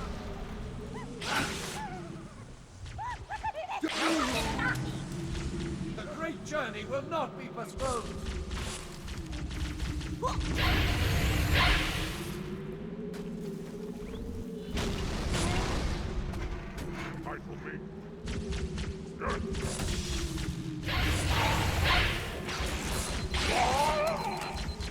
Your very existence offends me, demon.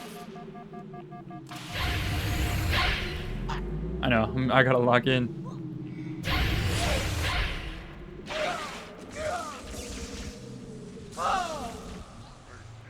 Where is he? Up here. Guards, remove this vermin from my sight.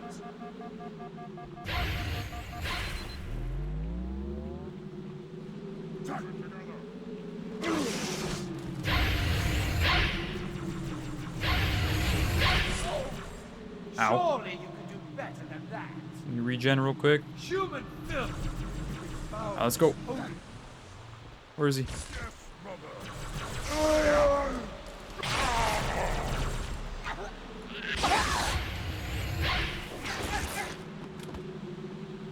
Is he up top? Oh, he's over there.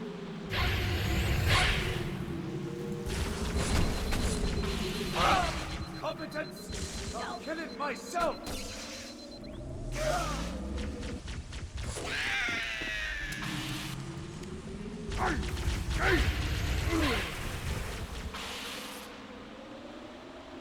Come back.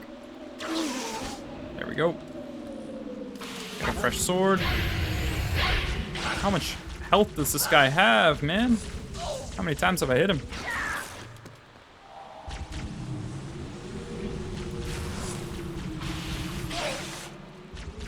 His drone is shielded. It's deflecting everything you throw at it. Oh, it's a drone? Wait, are you kidding me? I've been shooting at him this whole time.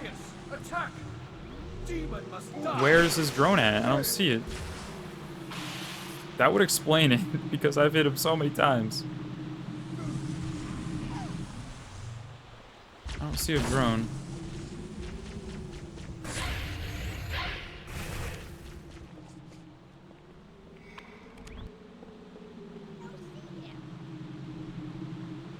Is it his chair? Is that what I'm trying to hit? What?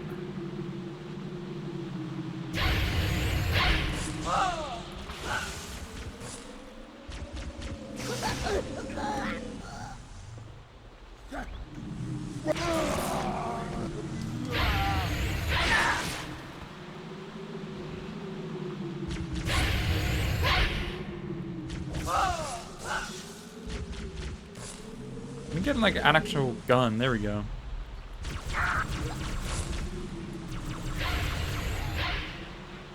Okay, let's try shooting him because maybe the melee isn't working.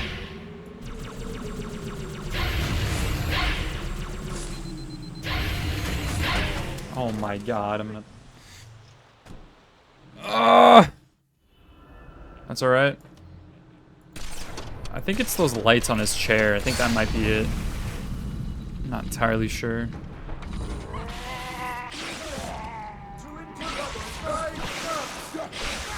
Oh my god.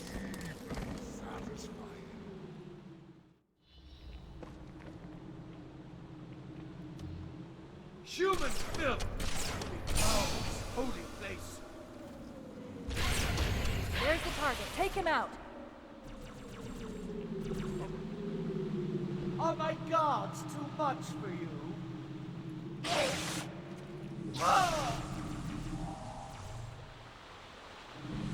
Guards! Remove this vermin from my sight!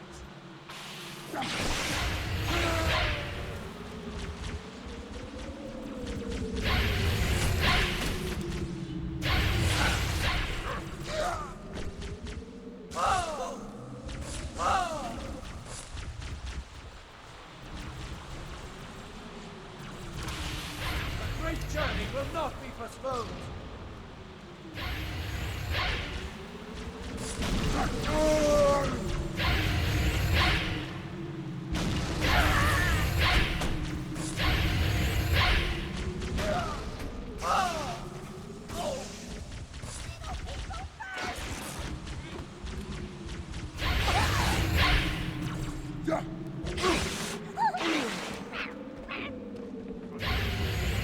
I'll gladly take that.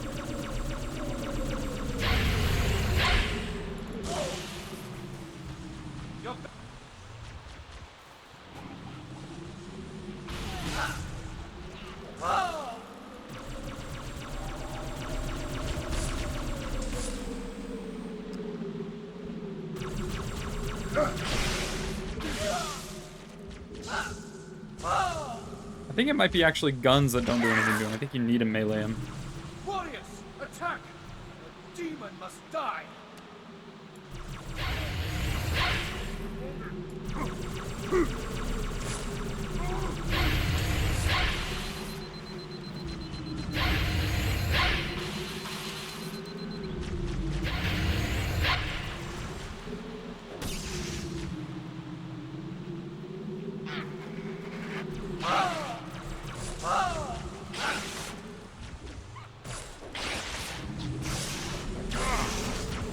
His throne is shielded. It's deflecting everything you throw at it. Get in close and do whatever you can. Okay, yeah, it is melee.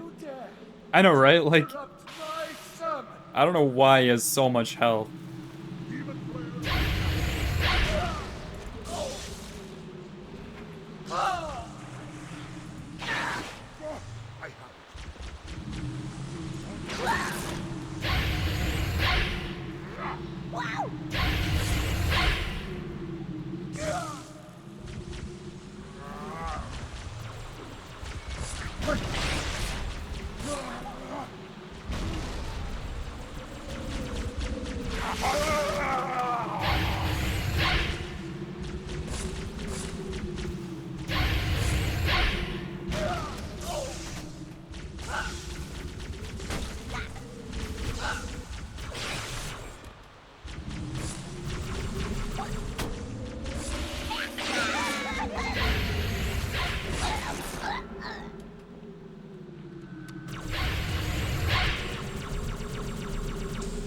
Come on. Oh, I can board him? Was this what I was meant to do the whole time? You have to hijack him? Is that what it was? Bad news. The Phantoms are turning around. The fleet is preparing to fire on our position. You're We kidding need to me. Get out of here. I spent all that time doing nothing. I should have done that. I don't know why I didn't think of that. Uh-oh, what's happening?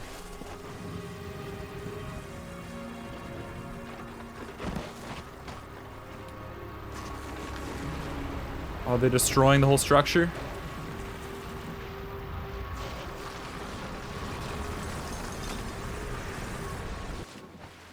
Oh no.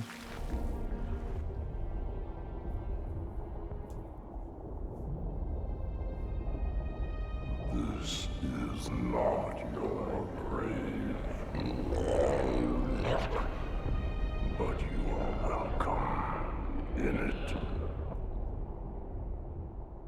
grave mind.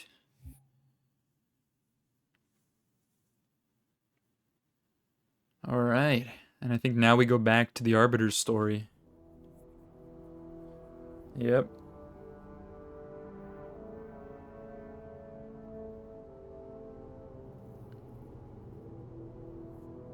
After our successful mission in taking out the heretic.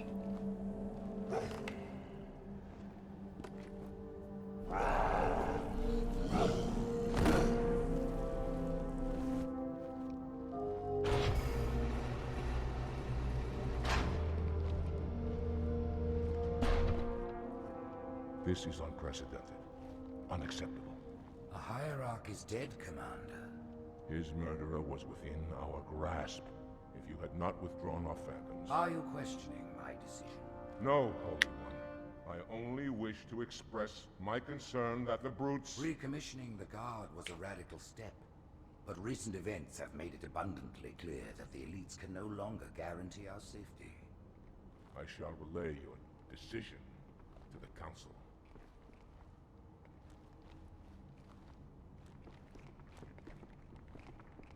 Politics, how tiresome.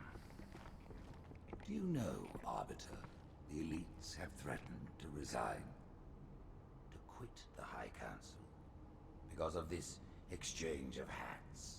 We have always been your protectors. These are trying times for all of us. Even as the humans' annihilation filled us with satisfaction, the loss of one of the sacred rings racked our hearts with grief. Putting aside our sorrow, we renewed our faith in the prophecy that other rings would be found, and see how our faith has been rewarded. Halo, its divine wind will rush through the stars, propelling all who are worthy along the path to salvation. But how to start this process? For ages we searched for one who might unlock the secrets of the rings. An oracle.